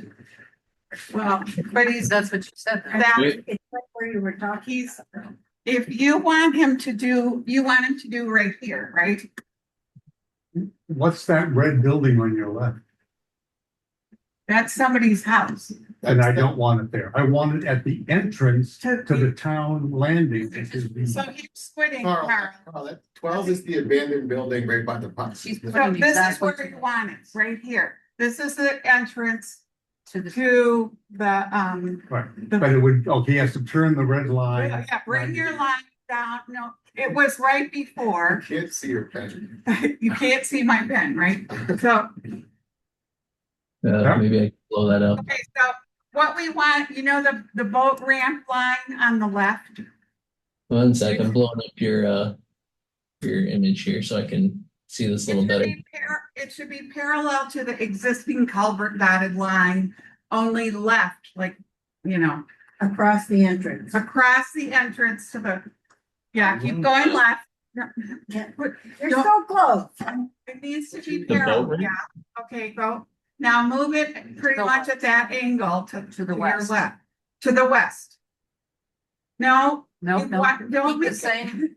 Keep There it you at go. the same angle, yeah, can you drag it so that? I mean, you see where it says the boat ramp to be, yeah, not quite so far, but A little close. bit to That's it. So he wants a cross section there, right? That's Well, not what he wants. Wants it 90 degrees to that. So you can see how it goes across the street. Yeah, he wants it like Yeah, he wants it like that. that's, Turn it more, turn it which way? the way he's turning it. Okay, You want to pick up the entrance to the boat ramp. The portion of the road that's in the middle of that and going over to the property line. So bring that upper side down another 5 or 10 degrees. Yeah, something like that. something like that maybe. Down on the upper side, so go, that's more at, Yep. what is it, 2 o'clock? Yeah, you want, yeah, there you go. You can Like get that. It's even closer, that's pretty good. It's pretty good. So you want one like that, and then you want one The other one, which is across from where the general store Like- was, like that. yes. So where you've got Like that. existing storm drain, only that line where the storm drain is there. That's what you want? Yep, that'd be Yeah, good. that would be good. Yay! Is there any others? Well, and going back to, try to remember that, but going back to that lower, I think the lower thing you were showing with the red houses and the white houses is useful if you take your time and say, here's HAT 2025, here's HAT 20, explain HAT again, 2050, 2070, and then show the storm surge on top of it. With the buildings, and they don't have to be within, a half a centimeter. I mean, Mhm. the buildings are on the road, they're not floating above it or 2 feet below it. So, I think that other thing is useful if you just take your time explaining. It was to me. Yeah. So going back one, when you see that, you're like, oh my God, we're gonna be inundated 5 times a year because your highest astronomical tides are gonna happen 5 or 10 times a year. And then let's say we have one storm every other year, so that storm surge is gonna, and I'm making up numbers, I don't know. I know. I'm very worried about estimating, The frequency. Yeah. 500-year storm or 100-year storm, which we now know happens more frequently, but it's like one could happen next year and then it might be 10 years. You're gonna have to do huge error bars that say it can happen either every 20 minutes or every 200 years. You're gonna have to do what we call a lot of hand waving, scientists, and try to engineer for the middle of that Right, and just say, we're gonna hope, we don't get a Katrina every other day, or that we never see a Katrina. We're gonna plan for a Katrina every 10 years. And this is what we need to do to plan for that. right. And there's costs too that we're not estimating. If someone does have a property there, say, okay, I understand if your basement's gonna flood, right now it's flooding 20% of the time. I can guarantee you it's gonna flood 35% of the time. That kind of stuff's actually easier in my opinion, which is not It's professional. easier to take on board. Yeah. Yeah, it's easier for people to understand, Right, that's how we need to be talking about this. Yeah. Is the surge always 4.7 feet? No, That's go ahead. it's not always. That's the 100-year storm surge value. So that's what for the 100-year event. Those are happening way more frequently. But that was added to every one of the options time-wise. Correct. That, I can't follow the rationale of that. If you're having sea level rise, how could you have the same storm surge? The sea level rise is the general level that the sea is going to rise over time, and then the surge is how high the waves are going to go during a certain storm event. I think Carl's question is that shouldn't the storm surge increase as sea level increases? It's on top of sea level. Right, but meaning if the Right. storm surge is 4.7 In this year 2025? and in 2070, that Then you take your base level here. I'm going to start pointing to this. So your base level would be 6.51 plus 4.91. Then it would be 8.01 plus 4.91. So your final level, yes, is going to be higher each time. And you could show that, you know. Yeah. But you just, and they did mention that, and they just didn't do it slowly and carefully. I think what the select board wants is 2030 and 2040, which should be pretty simple to factor in. I thought we wanted 2050 and 27. I thought we wanted We have 27. 2050 So I and had, 2070. I just had said, we said 2030, 2040, 2050, but you have some of those already, right? But we don't have 2030 or 2040. Right, We have all the others. right. Aaron, if you tell us exactly what numbers you want on buildings and we're able to get that, are you able to do us an option that raises Cold Storage Road only as much as those buildings can sit there for? No, they're all different. I Well, would base it on the general store, frankly, on what Colby's already doing. You've already got one for, just an idea. so, yeah, Since you've already got Gartley and Dorsey's information, and we probably are not utilizing that to the extent we should be. This is Yeah. just my suggestion. I could be yeah, totally yeah, wrong. yeah. I would take their values, what they're going, and say, let's see what their 2030, 2040, and 2050 look like in relation to your largest customer right now. Well, and the buildings on the north side of the road are not, Fine. Squid Ink is the only one that's really doomed, right? Well, Of the general ones, store. yeah, of the ones that are existing. Yeah, Right. the barn's fine, the barn's fine. That's Right, well, I don't know about the barn, but the barn isn't, I'm assuming that what, You're wrong. I did see the Gartley and Dorsey plans, and I'm assuming how the elevation of the general store was, or whatever they're putting there, was established. That's all, there's minimum elevations that you need to do based on local floodplain ordinances and FEMA. That's all tied together. Usually it's a foot or 2 feet above the base flood elevation, which is I don't have that on. Do I have it on here? I would look at what they've done. They're Yeah. saying the finished floor elevation is 13. So Yes, that we could do it based off of a, you know, if a new building was to be built here, what's the minimum elevation that would need to be set to? And maybe that's like a, you know, logical way to look at it in terms of if someone's building was to be. yeah, but I mean, we should go with the building that we know is gonna be built. That that's already being built. their plan, you know, they've got permits to build it is it 13 feet? That's what Right. it's saying, 13. But whatever you've got, if you've got their plans, then you'll see what it is. I mean, I just don't know that they accounted for any sort of sea level rise. They might have just looked plainly at. They did. I Okay. mean, they had your prior projections from the LiDAR study, Right. you know, studies before, right? Yeah, I would just look at it. I would just take a look. And Yeah, they, so, I guess I don't, without knowing exactly from them what they did, and how they set that, my thought would be that they probably set it just based off of a FEMA elevation and what the local floodplain ordinance says you need to be a foot or 2 feet above that, with the bottom of your store, which doesn't necessarily take into account sea level rise and storm surge for further down the line. I think they But we're both, gonna have to live with that building, yes. Yes, yes. and it's 13 feet. I don't know how much clearer we can be.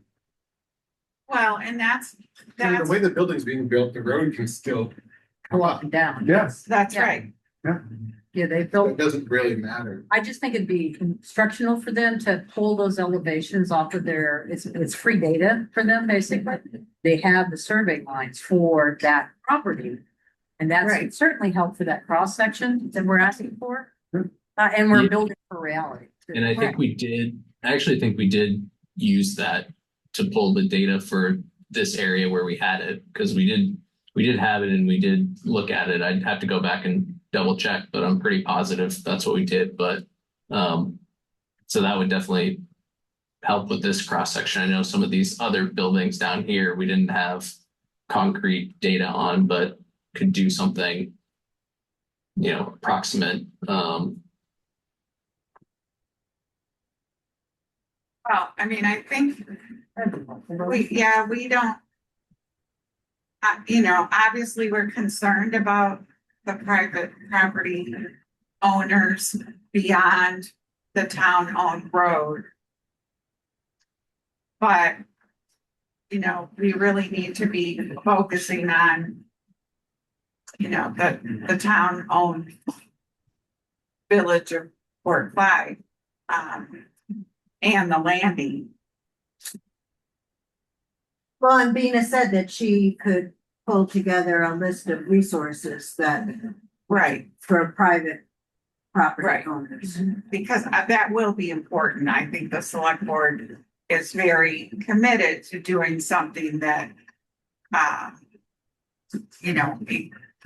allows private property owners to get some means of accommodating to. But I don't think any of these proposals for cold storage will stop the water from coming in the back cove. Right. No, Right. they're not. And so, I think the Jersey barriers actually would make it worse. When you impound the water behind them. right, Are you saying from over? From the north, yes, Yeah. yes, yeah. Yeah. The northwest. Yeah. Unfortunately, the town doesn't own that, right? So we can't do anything. And that was the whole discussion about not being able to do anything over there. So the only way we could really stop that is, you have essentially a line right here where the elevation of the road goes up to a certain point. You can raise the road up here to a certain point and you have to taper it back down before the end of the public right of way. And then the area over here on these private properties, it slopes up in both areas and it's going to get up to a certain point where the water's not going to come around that and go through it, but you would have to raise these buildings in order to do that and raise the land around it. But aren't those pretty high anyway? Most of those are pretty high. Those are high. It's the ones beyond there. Yeah. That are. See low, that right? light colored blue though? Are you saying? I'm showing my laser I pointer. think that's the water, isn't it? Yeah, I'm trying to see. So if you look just a little bit north of that line, yeah, see that blue? I think you've got it there. This is the No, 2070. that one. The dotted one. Oh, so that's an inundation line there? This is the 2070 storm surge. So everything within here would be inundated up to the extent of the borders here. From a hat, 6 plus about. yeah, from the hat perspective, the 2070 is this line right here. So, water's getting up into the road, basically to the edge of the end of the public right of way. And then if you go to the south,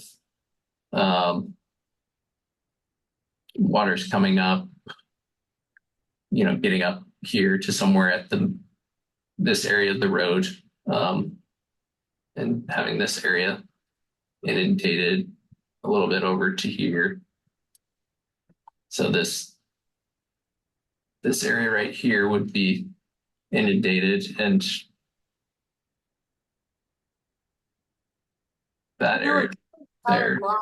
Really, really This is a big help to sound the This, people. Well, that's what I said. having to go through. If I'd like interviewed them like we're doing now, and then he could answer slowly. So Yeah. I think all of it, I mean, I really think a second presentations would be. Oh, I think just different colored select lines board. too. Those pale blue lines are really hard for people to Yeah. see. I mean, we're sitting right on top of it. When we had the meeting, I was in the back and I couldn't see a thing. The public meeting was advertised as have your say, not come and learn. So we sort of asked for people to be inputting as much as they were sitting and listening. But I do think there is that balance, right, of making sure that they know what they're giving input on. And so I do think as we, move forward, it's important to make sure that, because one thing I heard a lot about was, well, what are these drainage patterns and what's currently happening? And so I do think making sure that people have the same baseline information to then react to is important, but neither here nor there. Just wanted to, this is very helpful for me as well. The visuals really need to depict well in a way that people can understand what's going to be threatened and when. And it's hard to have your say if there's so much people did not understand the language. Right. Right. So we didn't advertise it as an educational session. This is true.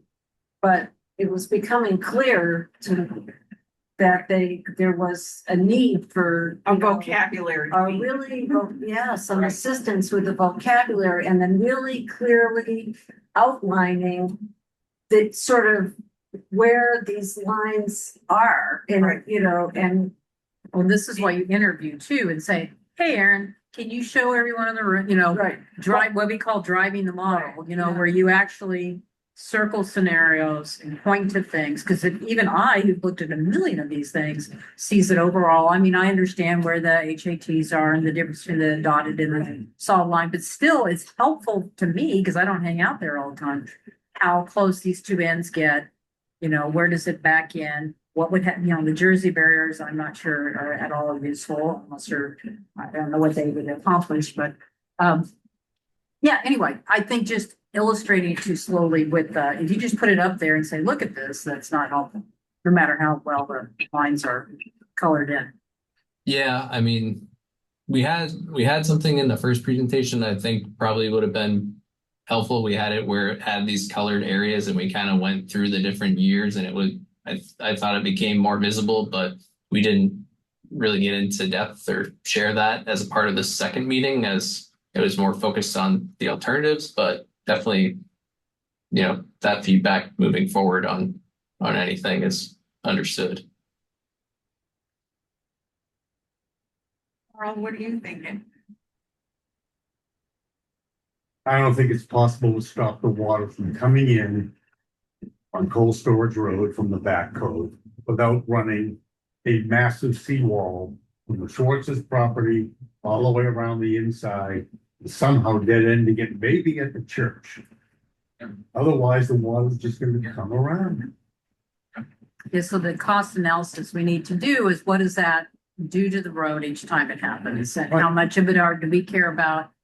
How much is public road versus private road? I think it's more important to be thinking about, like you are, the two cross sections with the town landing, and like you're concentrating on. I would completely forget about the northern part of the road. There's just nothing you can do. And those people are going to have to take care of themselves. I mean, that's the reality. And that's what they said they would do. That's Yeah, right. right. Yeah. So we need to focus on what's our job. Right. And if there are ramifications for them of what we're contemplating, how do we help them with ramifications? Well, don't get into helping the landowners. Let's just get the road Yeah. helped. Because the landowners keep saying, we don't want your help. And that'd be great if they really need it and they don't want our help. Perfect. But to your point, yeah, you've got a town landing. Were there any stipulations with the building of the town landing on adjustments over time to sea level rise for your permits? No. No, I'm sorry. Well, I mean, sometimes when you get a permit, it does say, No, I mean, the Army Corps of Engineers was involved in all that, and there was no. they didn't say that. Those plans were developed well before sea level rise and storm surge was accepted by 30% of the population. So there was not a lot, there was no consideration Well, on sea level it's rise. more than 5 years ago. Okay. Yeah. Oh, yeah, I started 17 years ago. Oh, okay. When did Oh, you I lose thought- your husband? 14 years. 14 years ago. Wow, okay, sorry, never Yeah. mind. So- Since it just got finished, I thought it had. Yeah, no, well, COVID and Yeah. a lot of different things slowed it It down. seems to me, just let me see if I can kind of gather this up. If Sebago and FB Environmental could give us any help in determining the true cost of doing nothing, We're paying as we go. the pay-as-you-go plan, as much help as you can give us with that. If you could look at the option I sent you, the fifth option for Factory Road, the one that I sent you by email. I call it Carl's option. Yeah. And give us some kind of a reality check and cost estimate there.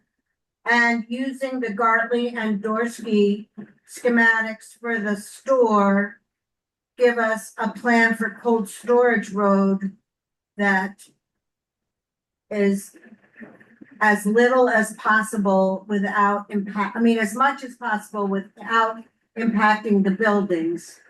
Then we could make some decisions. And these two cross sections would be helpful. And these two cross sections. Can you do that? Well, and also if they need data from the town about the houses in this If we part, need something from us, only in this part that we're talking about, Right. not the private like landowners. between the two cross sections, You know, I mean, that's really, you're only talking about a couple of things. splitting Between The the farm. cross sections, all on. And there's and Larry Anderson's house. So, but Carl's saying everything between those two cross sections is in the It is in Gartley and Dorsey. So- All of those, that's why I said. look All at- that yeah. data is there. Yep. Can you help us with those three things? So I guess obviously there's the ability to do it. It's the question of like, it seems like we're coming to a solution and we're trying to like have a full solution before going to the next step. So it's just, you know, we've already done some solutions and being able to do that within the budget that we have is just a lot more additional work. So I guess my thought would be trying to do, if we've basically come to the solution of that, these are the two options, we can justify that and explain in broad terms what that means based on what we've discussed and the options that were presented and what's going to be looked at in the next task going forward and further develop these options as a part of that. I don't know if that makes sense. If their contract for you to do design work too, I mean, how could you do Well, design he's work? saying you, 30%. I'm sorry, How could you do design work if we haven't picked something? I mean, we need to get to a place where there's kind of a consensus about an option before you can do the next piece, right?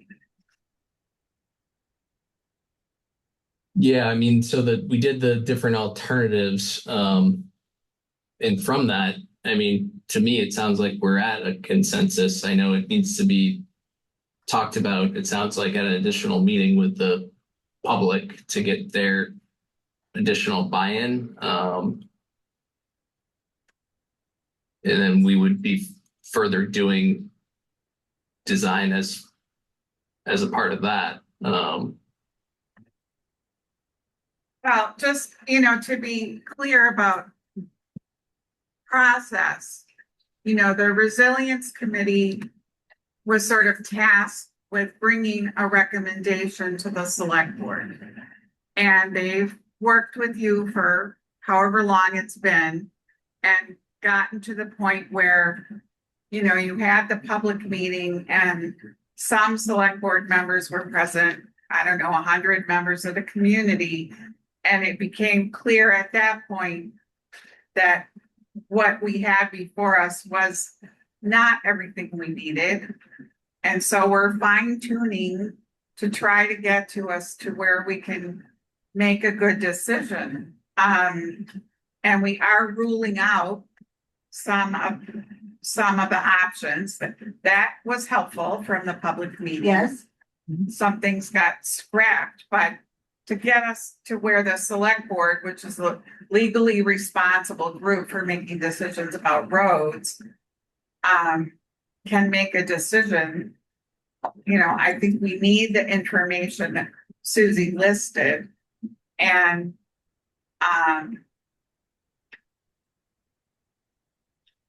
I don't know how we would do it how we could feel like we were making a responsible decision without this data. And I don't think the public would buy into it if we don't have better graphics that help them understand the threats that are the reason we're even thinking about this. I mean, it seems pretty clear. What Aaron is saying is that you can either move forward with what this group has outlined tonight, those will be your final options, or we need to expand the contract to go beyond the alternatives that were presented at the last meeting. At the public meeting. Am I understanding that correct, Aaron? Yeah, I mean, unfortunately, we're just kind of pinched on what we can do within the contract, and I would love to just be able to do it, but there's a cost associated with that and time that it takes to do that. So I want to help, but I'm kind of tied at the moment with what we can do. I think that a good option would be to potentially. Aaron, don't you think there should be some money left over from the core presentation, option 3, task 3? I don't think we got our $16,000 worth. Well, and we also, yeah, We don't have a 30% design, do we? Wasn't it No. 30% design? 30% design is for the next phase. So we would take this option that we're talking about and we would flesh this out and we would further detail this. So I'm kind of confused. So the two things we're asking about are what we're calling option 5 for Factory Road, the Carl option. And for this, all we're asking for, if I understand correctly, maybe I'm wrong, is the 2 cross sections and then a sideways profile glance of what would happen with that road. I mean, what else do we ask for? I don't see how we're asking for more than You asked for the As highest you go, amount that you could raise the road without impacting structures. and also pay as you go. This Or, so the financial estimations would probably be the hardest for the pay-as-you-go. I think would take the most money. I think it's easy enough for them to look at the cross sections and say, how far did you go up without impacting? I think that's like an hour long. And let me throw something out on the Factory Road option. Yeah. I do not believe it has to go to 14.61. Right now, Factory Road's at 9.5. And if you look at the sea level rise projected 2070, 8.91. There's 7 inches of freeboard in 2070 without the storm surge.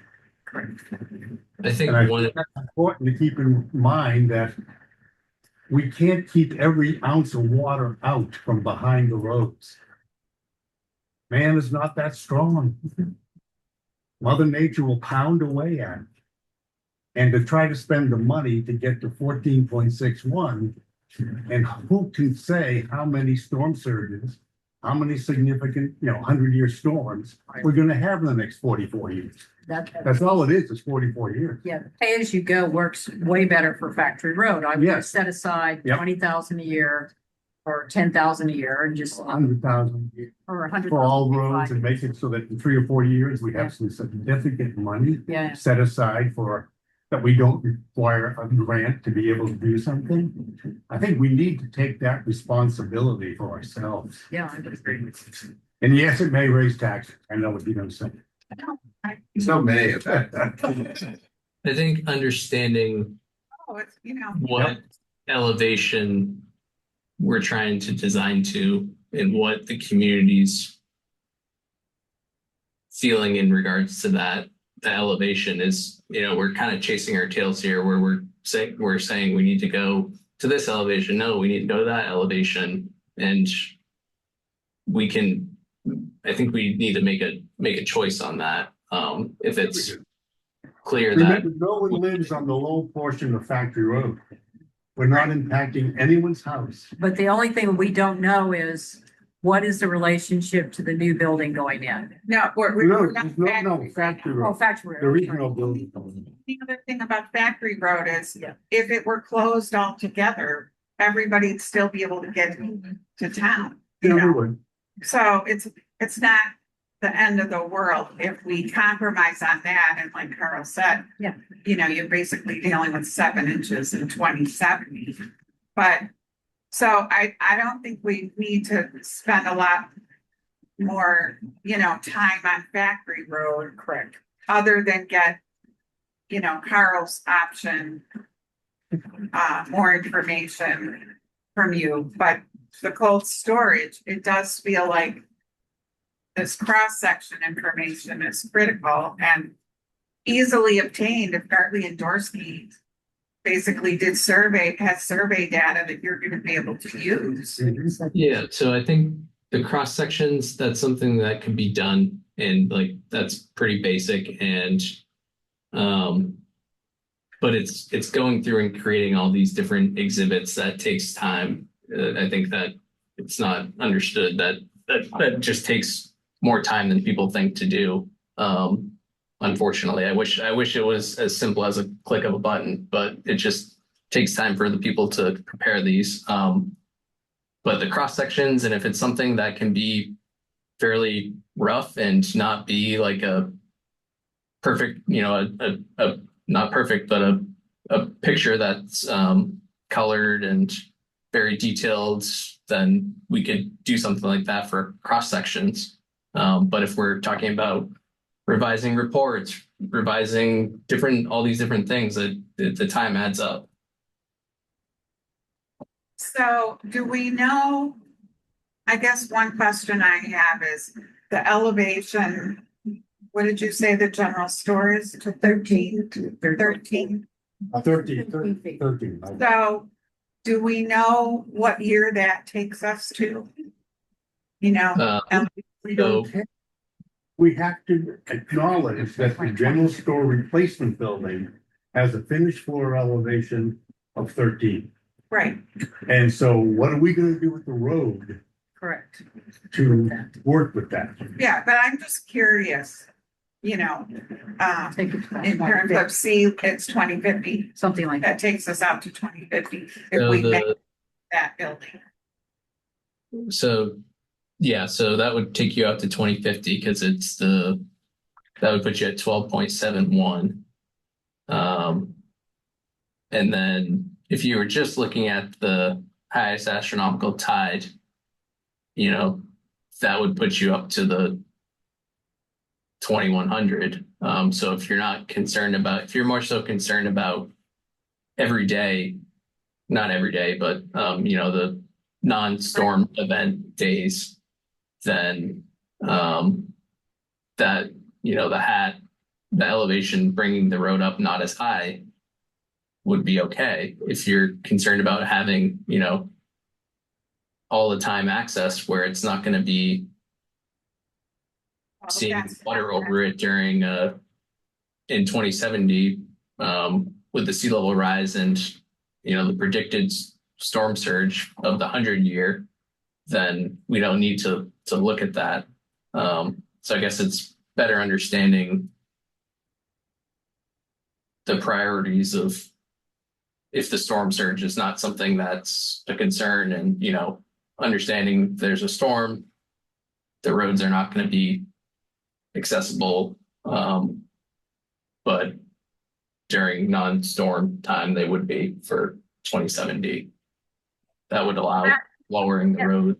Seems like something we can sell to the community as a totally logical path, right? To raise the road up to where the store is gonna be and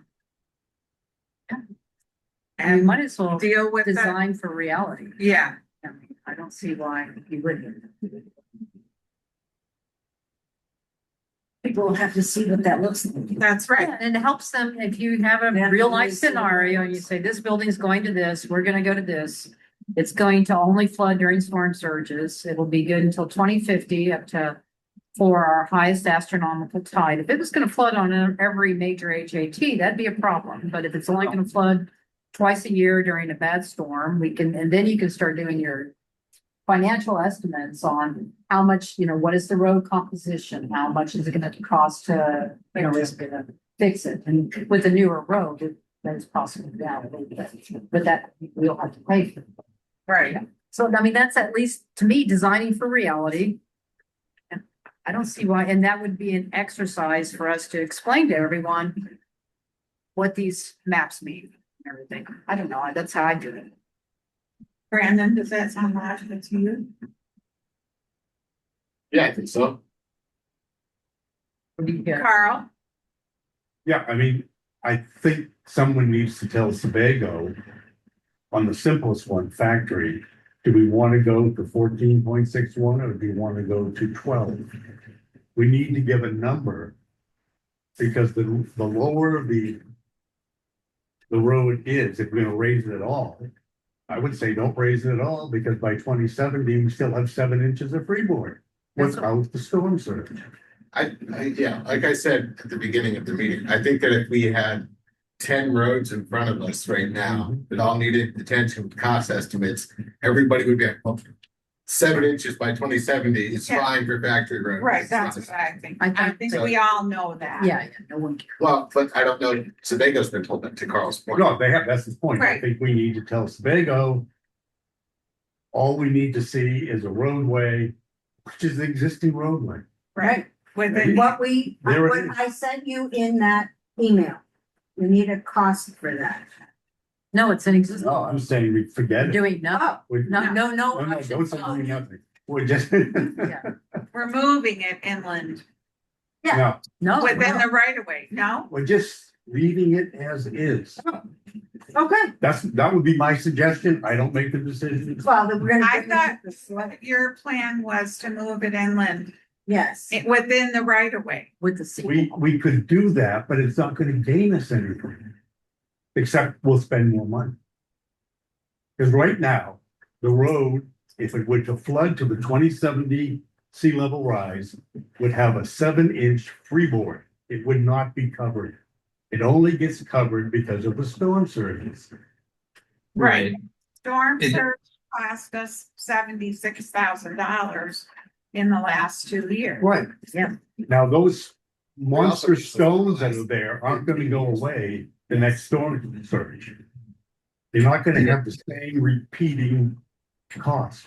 Yeah. Most of that money went into the huge amount of stone that's built up on almost a vertical wall. So that's how you, when you do the pay-as-you-go estimates, you take into account that What's next. already been done. Yeah, Right, right. right. Yeah, and the maintenance of the road, as storms continue to get worse and worse, there's improvements that have been made and those last a certain amount of time and there will need to be more improvements and it's hard to predict with these types of coastal areas how long something is going to hold up. There's nothing assured other than that it's not going to hold up for forever because you can't control the ocean. So in terms of the cost in forecasting that, it is we can use whatever values that you might have had for previous road repairs, but forecasting that out is something that I know I have not done for something like this before for a maintenance, and I can certainly look more into that. I don't think that's the best use of your time. I don't think it's the best use of my time, actually, because you're Okay. just guessing. It's just Okay. an educated guess. I would take 76,000 needed. Do some multiplication. Do some multiplications and divisions. So we and can- amortize it out over. So then that's something we can do without Sebago's help, those projections. I think so. But, so I guess I want to be clear about the factory road. But you still want 2030 and 2040 sea level rise, do you not? We Well, I don't know why you need it if you have 2070 telling you that it's. it's still not a 7 inches worry, high. right? Yeah, I mean, I don't think if we're at 7 inches in 2070, I don't need extra data before And that. that's gonna change way before 2070 either. That's the Right. estimations based on data today, Right. which is increasing every year. So Carl, I guess Susie and I were both thinking that we were gonna be asking Sebago to talk to us about shifting the road landward Carl's plan. within the right of way we have. But you're now saying you think we should abandon that If we're possibility. satisfied with 7 inches of freeboard in 2070 per predictions, then there's no sense moving the road inward. Okay, Earl said that we gain nothing from it. I don't think that's entirely true. I think it frees up a bit of space to protect it more by shifting the road from storm surge. But I do think that your point may be correct, that it might be a negligible gain for what it would cost. right. So then, That's well said.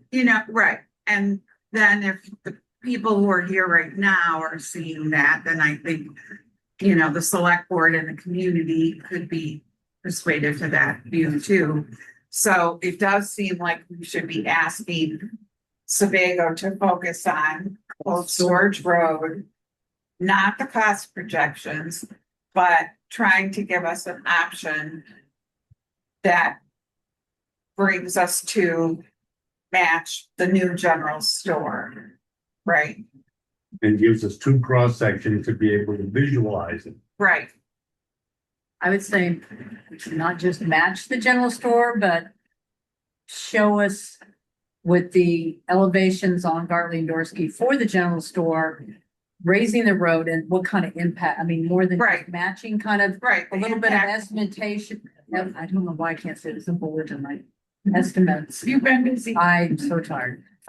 So some idea of consequences. For butters and whatnot. Well, yeah, well, just for the road And, itself, right, but the culvert, the Yeah. drainage, all of it. which they've already kind Right. of laid out. So, I mean, if we're taking off your plate any more work on Factory Road, So Or the true cost of doing. of or the cost of roadways projections, Can you fit in? So you're saying there wouldn't be any sort of an option for Factory Road as part of future design for the 30%? And we would focus that money more into studying cold storage? yes. Correct. Yeah, that would work in terms of being able to do that. I think it's what's needed, given how complicated Cold Storage Road is Right. and how non-consequential Factory Road is. and it impacts way more people with cold Right. storage. Yeah, that's absolutely. I don't think anyone can involve. No, I don't think so either. Well, this sounds like a good place we've Yep. landed. Do you feel like you're clear on your marching orders from Susie? Marching request. She might need to write them down and. Yeah, in terms of what my understanding is the using the Gartley and Dorsey stuff and what we have, looking at cold storage and not raising it above where it would impact the general store building that's proposed. And then looking at the impacts to the surrounding buildings based on that and how high it feasibly could be raised in order to not impact the surrounding buildings and create the 2 cross sections. That sounds like you got it. Well, I mean, there might be ramifications for some surrounding buildings. It's not like we're saying do something that has no consequences for surrounding buildings. No, there will be Right, ramifications. there will. But having the scenario, outlining those scenarios, Yeah. maybe, not so much engineering, but a little bit of scenario building after that. Okay. And then if Bina has some ideas of, funding that would help deal with those abutters, that would be great. Could we stay out of that? Okay. Well, you, It's just a list, Carl, Carl. let me, I know that's what you want, but at the select board, that was a priority. So It's that's just a who, list. those are the elected officials in our town and they want that information, whatever happens with it. You gotta I provide, can just pull together a resource list. That's what we've given to folks before, and it's just a way to provide information. Yeah. it's We're a not gonna service. administer it. I'm just gonna give them a We're gonna list. have to apply for every grant person. No, no, It's something that's throwing someone a bone, at least trying to help. Yeah. yeah, it is. And it's, I if they think that we say have they can to- take care of themselves, that'll be wonderful. Give that level of support to our own citizens. Does anybody have anything else they need to say or do with Sebago or FB Environmental right now? Yes, yeah. Yeah. Yeah, you do. Now, Now, if it's a Good. question for this group, but. no, I'd I like think to for let everybody, them I mean, go. I came Okay. here, where you just landed is where I kind of had, you know, a chain I quickly mentioned to you down the dock the Yeah. other day, I said, I think Factory Road, right, is the wrong place for us to be spending our money and focusing right now.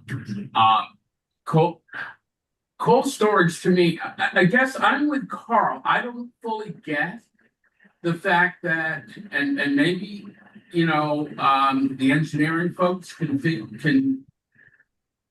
I'm worried that when you talk about the 2024 storm, yeah, you had it coming in the front side, but it was the back side down by the co-op, right? And off the dock, and the water came back through there and came right across Port Clyde Road, right over to the post office and cut off downtown, right?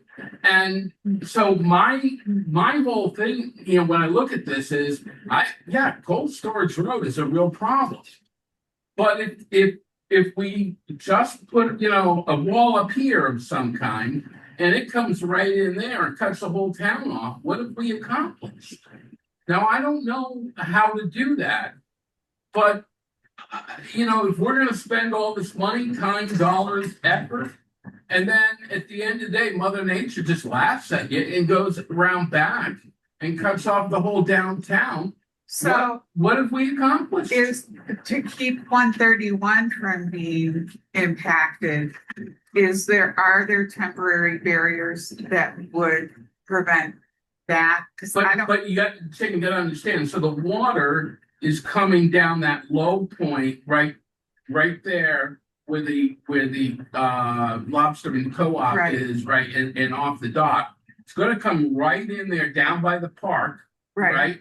And then it comes down 131. If you're just trying to put up a barrier around 131, Well, no, I mean, it would have to be at the water, because not, I mean, this goes to what Carl said. It's like, you know, he was dead on. He said, the only way we stop this is we put a huge wall, right?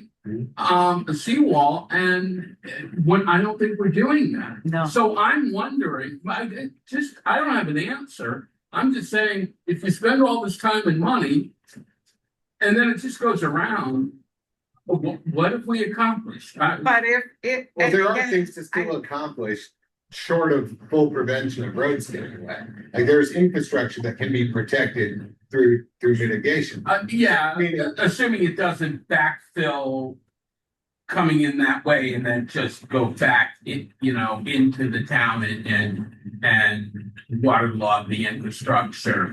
You can take steps to prevent roads from being fully washed out, which has a much longer closure of the village than roads flooding and the water eventually receding. Look, I'm okay. I just I don't hear, I mean, the first time I've really heard this issue addressed was Carl saying it just now. Maybe you guys have been talking. No, about it. yeah, we have, it's been discussed by this group. Because I want to make sure everybody, because Shane, I heard you say, yeah, it's a 300 maybe degree Right. issue. And, you know, we're talking about the private way down the club. Right. Yeah, that's fine. Yeah, that's part of it, but it's going around that too. So So Yeah. let me put that aside because I just want to make sure that that's fully understood. My other question is, we're talking about the impact on these, homeowners or private property owners. One of the ones that I don't have an understanding of is the impact on money and boat line. Right. Money and boat line represents a significant portion of the revenue coming into this town and the reason why tourists come into this town. And they're right in the middle of the crosshairs of everything that we're discussing. And I don't know that anyone, maybe you have taken that into account. Maybe you are talking to, Andy and everybody fully understands. And when you talk about raising the road and the impact on people, is that with the understanding of, how that affects the boat line and how that'll affect it? There's Andy, which is fine, he's a private, but it's the community.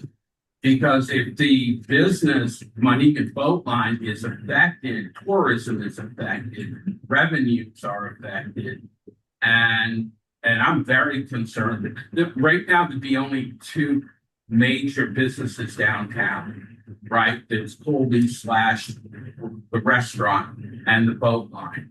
And I don't know that we're. Well, except the road isn't gonna be much different in front of the boat line. Yeah, I mean, because that, by the ice cream and near the boat line, it's high and then it comes down.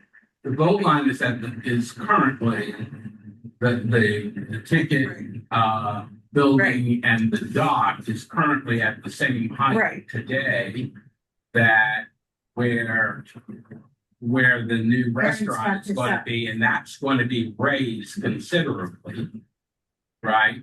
So does that affect both? I just want to make sure as a taxpayer, we're taking into account the fact that we have a major source of town revenue and tourism that is in the crosshairs. And if everything is taken into account, I'm good.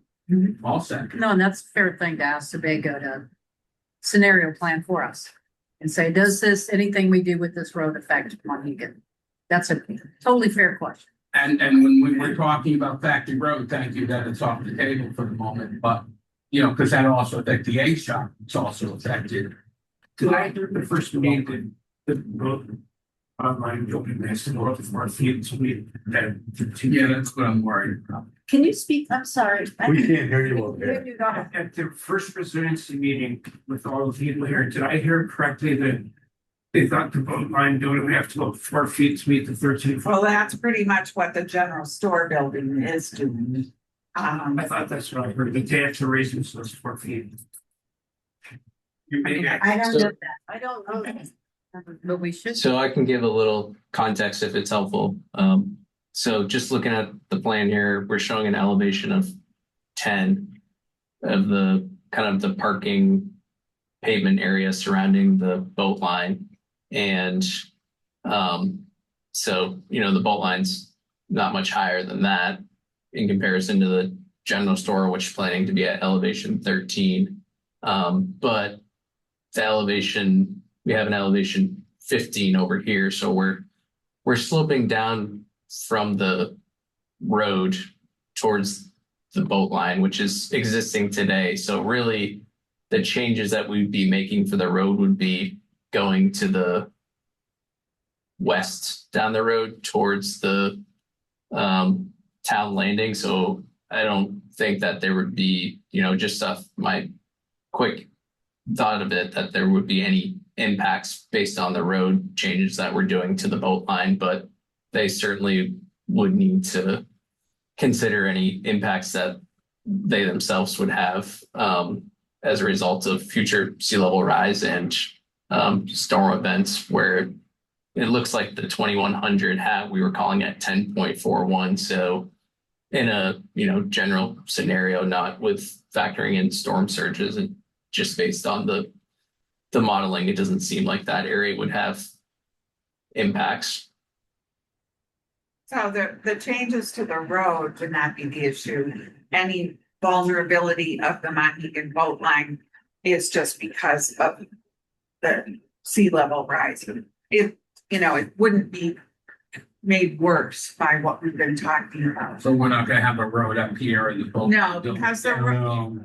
comes down and, Okay, Yeah. It's already Yeah. so much higher over kind of where they're connecting into it. Can I ask who you are oh, for sure. the minutes? Kevin McDonald, Thank you very much. 12 Walton. I also want to attribute your questions to you. And He lives at elevation 58. MAC. I did have just a question on the comment about the if I can share my screen here, and if it shows, I'm gonna have to reshare it here. post office. I think you're sharing. Yeah, I was just wanting to switch it to this. So so it was talked about that flooding from the north side, and you were saying over at the post office that it sounds like coming through more of the co-op area. Right. Yeah. Okay. And by the co-op and down that kind of dirt road area down by. Yep. Right? And in 2024, the water came across there and cut off the town. Kevin, we have the co-op road on our list of 10 roads of concern, Yeah. and they told us, Take us off. take us off the list. We'll take. So care of they were on our list of 10 OMGs, and they said, put us at the bottom of the list, take us off the list. So we did recognize it, 100% agree with you, it's definitely and it is just, they've said we can deal with it. 31, we can't, No, I understand the scope of this. I'm just asking the question of if we're doing all of this. And if they say take us off the list and you're saying, well, when the state is 131 and we can't, I'm like, well, that's all great. But if the water comes, I don't care. Yeah. Right? Right. Yeah, we had them, and if you look at our original report from a couple of years ago, it was one of that we gave the select board, was one of the top 10. But I do think it's worth, regardless of them saying take us off the Right. list, if there is something that for the entire village of Port Clyde that we ought to be considering for Absolutely. right around here. Yep. Even whether it's temporary barriers or something There's no else. public property there. It's private property, the entire length of that dirt road going to the co-op. So, So you have to Yeah, put it's a that- problem, but it's not one that's like within our locus of control. Right. Yeah. So. That's why when they said take us off the list, we're like, okay. yeah, There's other people with private roads that want to stay on the list. Right. Well, on the And- private road, we're not doing, but. No, I know, but I mean, when you look at Scrabble Point or Clark, Yeah, you but know, just, yeah. all these other. Right, a private road that impacts public spaces, Right. should be considered for Yes, sure, but yeah. if they're not willing, there's no sense spending any resources on pursuing it. But it's a good question. It shows that we were thinking. And I agree, and I'm only bringing it up just so that we understand. I mean, ultimately, we're trying to say, from a resiliency perspective, how we insulate the town from these things. And I get that, but and the only other point I'd make is we're saying, well, the private landowners, down, in David Sports area down there. Well, we might just have to tell them we're doing this for the betterment of the town. I mean, I mean, maybe, I just, right? Right, I have no answers. I just want to make sure we're looking at the totality of Right. the issue. But I'm done. Thank you for your time. Thank you for your question. Yes. Do we have anything else that we want to address with Sebago or FB? Okay, you guys are excused. You know what to do. Yep, I will follow up with you in an email just to outline what my understanding is, and we can confirm that and we need to talk more, we can, and we can iron out the timeline of when this is all needed and make sure we're all on the same page. Okay, thank you. Thank you, everyone, for your time and the feedback and everything. We appreciate it. Yeah, but send it to your whole committee I will. and Thank you. Thanks, Aaron. Thanks, Bina. thank Thank you. Thank you to both of you. And thank you to all of you. Does anybody have anything they want to say to us? Anita? I think that the meeting we had before with the 100 people that turned out did have a certain success. Because people expressed themselves and you ran head on into the people that 75 years ago, everything was great. We don't need to do anything now. And you also know people like me that I don't want to be the kind of person that does a Band-Aid on something and then in 10 years, 15 years, we have a whole duo. I like to do things right the first time, spend the money you need to spend, and make sure that you do the best job possible for whatever the length of time is. Because there is disruption, expense, and everything else. Do it right. When it comes to the public, I'm curious about process. The select board is going to make a decision. Will the select board have a public hearing that explains? Yes, so the plan is, you know, once this group comes up with their recommendation, Right. then there will be a select board meeting that is a one topic only meeting. You know, we won't be doing other things. That will be, what are we gonna do about these two roads? And we, you know, having learned from what wasn't done well last time. Yeah. We will have the scientists that whom we choose explain the situation, and if we don't like their graphics or whatever, we'll come up with better stuff so that we are ahead of time very clear on showing people what the risks are. And then we'll talk about both storage and factory, and the community will be there. And you know, because most of the select board members, you know, haven't been this immersed in this either. So they'll be grappling with this stuff and the cost ramifications of pay as you go versus fix it now. That'll last till 2050 or hopefully 2070.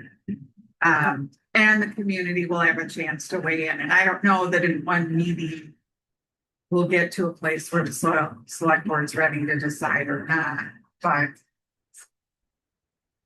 When you do that single issue meeting with the select board, I think it's really important to think of the lowest common denominator among those of us who are public, and to go in a very logical, clear way. right. This is what we see on Cold Storage Road if we do nothing. And this is what we will see in, if you're gonna go 20, 30, 40 years, whatever. With sea level rise, the area will look like this. And Right. I don't know if you can do cartoons. Well, we have, I mean, we It have, needs- isn't it there cannot know tools this. somewhat like that?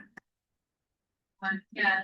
So we had the county GIS specialist, which is stands for, Oh, Geographic. yeah. And then, so it is a virtual, like a video projection of what would be underwater. Like an image projection, yeah. Will it say how long it's underwater? Yeah. That's more important than the depth of the water. Well, No, first, some of the depths are significant though. Yeah. But some of them are minor. Yeah, some are minor, but the a storm significant ones surge is are- different. But there's ones we're talking Yeah, about right now. Yeah. No, I'm thinking of something relatively simple. This in 20 years or 30 years is where sea level rise will be. Right, Well, I think And Sarah, you see the water going right. up over cold storage road now, Right. some, a Well, cartoon. and the Sebago stuff Cartoons that we got before shows that. It's not that bad, it's just they need to slow down. Yeah, I think Sarah's right. The information is there and it is digestible. If you go through it slowly enough Yeah. and point to the specific lines and figures, people will be able to understand. Engineering schematic, I am saying, is too complicated for many Right. people. Right, that's right. The yellow lines were good, Yeah, but Right. the engineering schematic No, I agree. is too complicated. Right. we'll make sure we can, And we you can, know, did you go to the school when Sebago did their presentation She did. after the LiDAR? I did. That shows the three-dimensional projections of little humans standing on the landing with water up there up to their Well, we need to thighs, see the whatever. Anderson house. Right, Because it's got the pillars under the porch, we need to see the abandoned house on the corner. Where's the parking lot nearby the seaside? Where is the water to be? right. And then if there's a surge, what happens there? Yeah. Then you need the 40-year, and it should be a logical sequence. So if we do nothing, this is where the water's going Right. to be. I And then agree. you have a certain cost estimate. Every 3 years, it's gonna cost us blah, blah, blah, right? And then you do what looks like your choice. Right, This is scenario 2, where we do something, we don't do nothing, we do something. And this is what we think would be practical. And we are suggesting the road be raised so many feet, Carl, can punch the numbers, whatever. And then you have something visual, very similar, the same pattern as the first visual that shows this is where the water will not be. Here's the road, the water will not be over the road, whatever it's gonna be, but people need a pictures, Right. a I know. thousand words. That's one of the reasons I want Leticia to release that Yes. really strong. It's driving me. so I insane. can send it to you, because I asked them, Yeah, well, I for want to send it permission. to everyone. yeah, and I don't know. Well, the reason I've given probably 50 talks on Nantucket using the same type of Right. visioning thing that Massachusetts did, where any homeowner could put in their home and it would show different scenarios and different colors of what's happening with FEMA one. And this has been out for 30 years. And I would send it to homeowners and think, go look up your own stuff. So if you're sitting at Right. home, you go, oh my God, I see, that my dock is going to be under 2 feet of water like 15 times a year. And oh, I can see it's taken out my front lawn, Right. and people can do it with their own. So house. what Leticia said is that we can use it at a public meeting like that. Yeah. But she didn't feel like it was ready to be sent to everybody for everything. But obviously the resilience committee and we can, and I just added it to the 3 things I'll be sending the resilience committee, the link to that. So you can see that and we can be working on the presentation to make the best judgment we can and for the community to understand it, because we all need to be on the same page. That's Yeah, great. Jane. And I'm not sure pay as you go is something that the average person would relate to. I mean, for the committee, it's kind of an interesting. Well, we term. can But explain, it's more, it's pay each time it's wiped out. pay per Well, it's incident. not gonna be wiped out. Yeah, we do nothing now and then we just pay per incident. Which is what you're proposing. Well, Brandon said it was wiped out. What was wiped out? Florida damage. Exactly. there was cost for both No, the roads. water came over. There was cost to repair it. Yeah. There were 3 areas repaired on the shore. Yeah. And then 3 weeks later, the entire embankment, almost all the way up the hill, caved away. The guess is that the bottom of that embankment was eaten away by the storm and then the rain runoff soaked to the point where that collapsed. Yeah. And that was the expensive part. That's been done. Will it be done the next time we have a storm?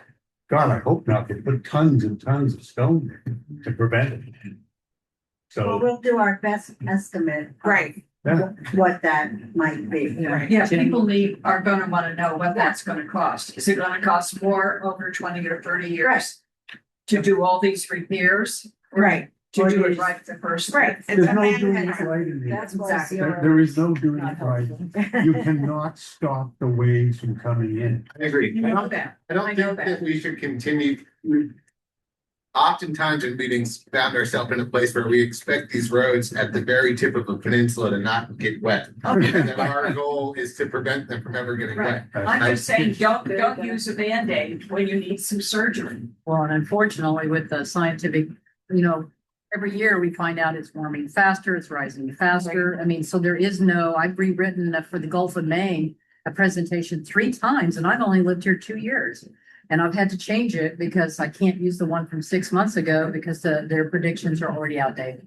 Because it's just accelerating. And now we're having a little bit of a cold year. So now we're having a little reverse and we're gonna speed up. And it's just, I just want people to understand the error bars. It's the best guesstimate. Yes. Yeah, and those error bars might be a foot, something like that. The Jane, you can set the change there. Yeah, I just, when we have this public meeting, I think we should be prepared to, address the issue of grant money and how does that convert for people, because I think that's important as well in terms of, Yeah, Jake, you said that to me once before, that the average person doesn't know what grant money is and what we all are used to where, that. how we use it, where it comes from and, how it works. Impacts the And they backtracked on that too. cost.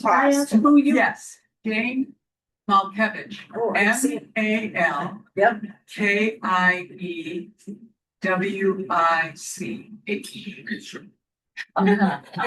And Jade. Jane, Right. one of the many Another Janes. Jane. And third, while we're, Yeah, Leslie Malkovich. Leslie, Jane's husband, same last. LESLIE. I got that. I just didn't hear the tail end that made me sure that you were married. Yeah. So, Are we good? yeah. Good. We're good. All right. Let's make a motion to adjourn. We're at least done. You second? No, you can't make a motion. You make a motion to adjourn. You second. I second.